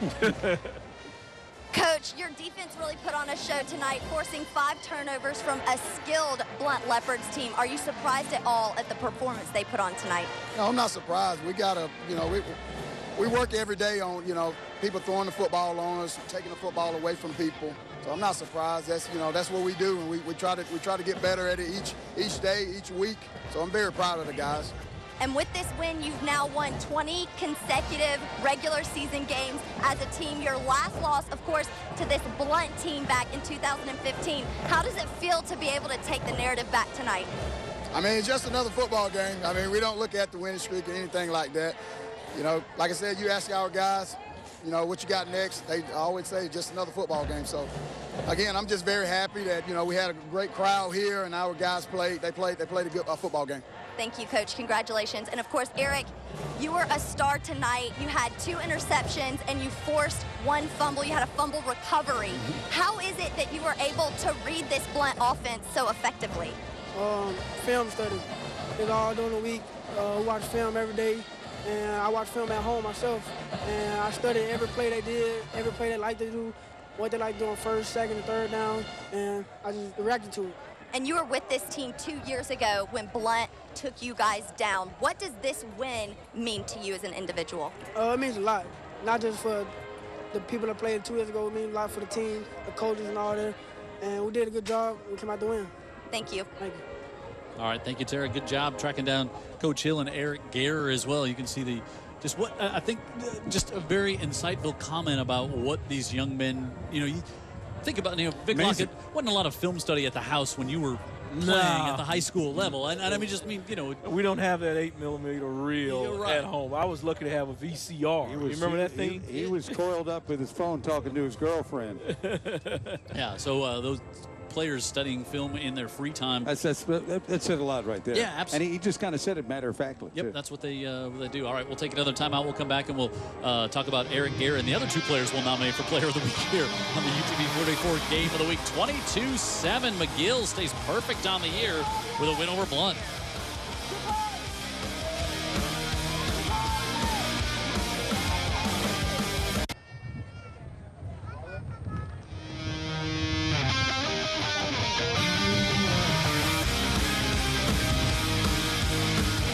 See the final score, McGill-Toolen 22-7. They're now 5-0 on the year. Blount falls down to 4-2, and those are our finals. And hey, a couple other interesting scores to pass along. So Murphy was leading Saraland in this game all night long. Saraland rallies back to win 25-21 over Murphy. Yeah, that's a big event. Guessing Jack West probably had a hand in that in that comeback. That's very plausible. Yeah, Williamson gets the win over BC Rain 15-0 tonight. Satsuma leading Citronelle 2019. Georgiana and St. Luke's tied up at 30 in overtime right now, and those just some scores. Cottage Hill 33-13 over Chickasaw, and Theodore a 39-0 win over Enterprise tonight. Viger 12-6. They beat LaFleur, and that will kind of wrap up the rest of our scores. You know, the Theodore Enterprise score, I have not kept up with Coach Faulkner's team, but he went over there hoping to really make quite a statement with that program. Certainly not tonight. Yeah, they're down a little bit this year, but still a great win for Theodore at home there. And just and this McGill team, you know, and again, we joked about a text I got last time we were here from an alumni after the game and said, oh, we're so young, we're so small. And I was like, well, you're still 3-0, and now here we are, 5-0, and McGill stays perfect on the year. Yeah, and the same McGill script. You know, a lot of effort, a lot of preparation, and a lot of execution. Same jerseys, different kids, same outcome. And, you know, Coach Hill put it in perspective, I thought, with his closing comments saying, hey, you know, it's just one game that we won, you know, and it's the grind we're back to on Monday, and we turn the page and go from there. But that's the script that I think he's got, you know, in these kids' minds, and they've done a good job, you know, making them understand, and it's resonating with the kids, and this shows on the field because look at the score. They just sit there and do what they do and watch the other team make mistakes, and then they capitalize and go back to doing exactly what they do the next series. Yeah. Now, on the other side of things, you got to talk about, we'll talk about McGill Blount in just a second. Here's our players of the game: Brian Hill, Eric Gare from McGill, and Trajan Pugh, who had the big night rushing for the Blount Leopards. So, Vic, I ask you this: so if you're Blount now you're kind of in some uncharted territory for these young men as of here of late. They've lost 2 of the last 3, lost to Saraland in convincing fashion, got the win last week against BC Rain, but then fall here tonight and now go on the road to Spanish Fort. I mean, it's going to be a big test, I think, next week for this Blount Leopard team. Absolutely. You know, we're going to see this Leopard have backed themselves in the corner. We're going to see if they're going to come out clawing now, because they've got really, I think, is more of an internal thing with them. Because we talk about it every week. They've got the athletes. They're doing different things at the play calling, and I think they're, you know, making progressions there, but then it comes down to certain things like shooting themselves in the foot with penalties and the like, and and all those turnovers. Yeah, turnovers as well. This was a close game. Yeah, sure. and they had 5 turnovers. And I thought they led, if I remember correctly. 7-0. Yeah, they're up 7-0, and then not a big score, but at least 22 unanswered on the McGill. road. Yep, and they get the win here tonight. So McGill with the victory, and again continue now 33 of their last 35, 20 straight regular season wins for McGill, and they do it tonight against the Blount Leopards in a non-region matchup. So for Jared Kihas and our entire crew here from UTV 44, Daniel Hicks, statistician tonight, Tara Reeves on the sideline, Vic Lockett, Dan Brennan, Jim Cox here in the booth saying good night from the lip, where McGill keeps rolling 22-7 over the Leopards of Blount.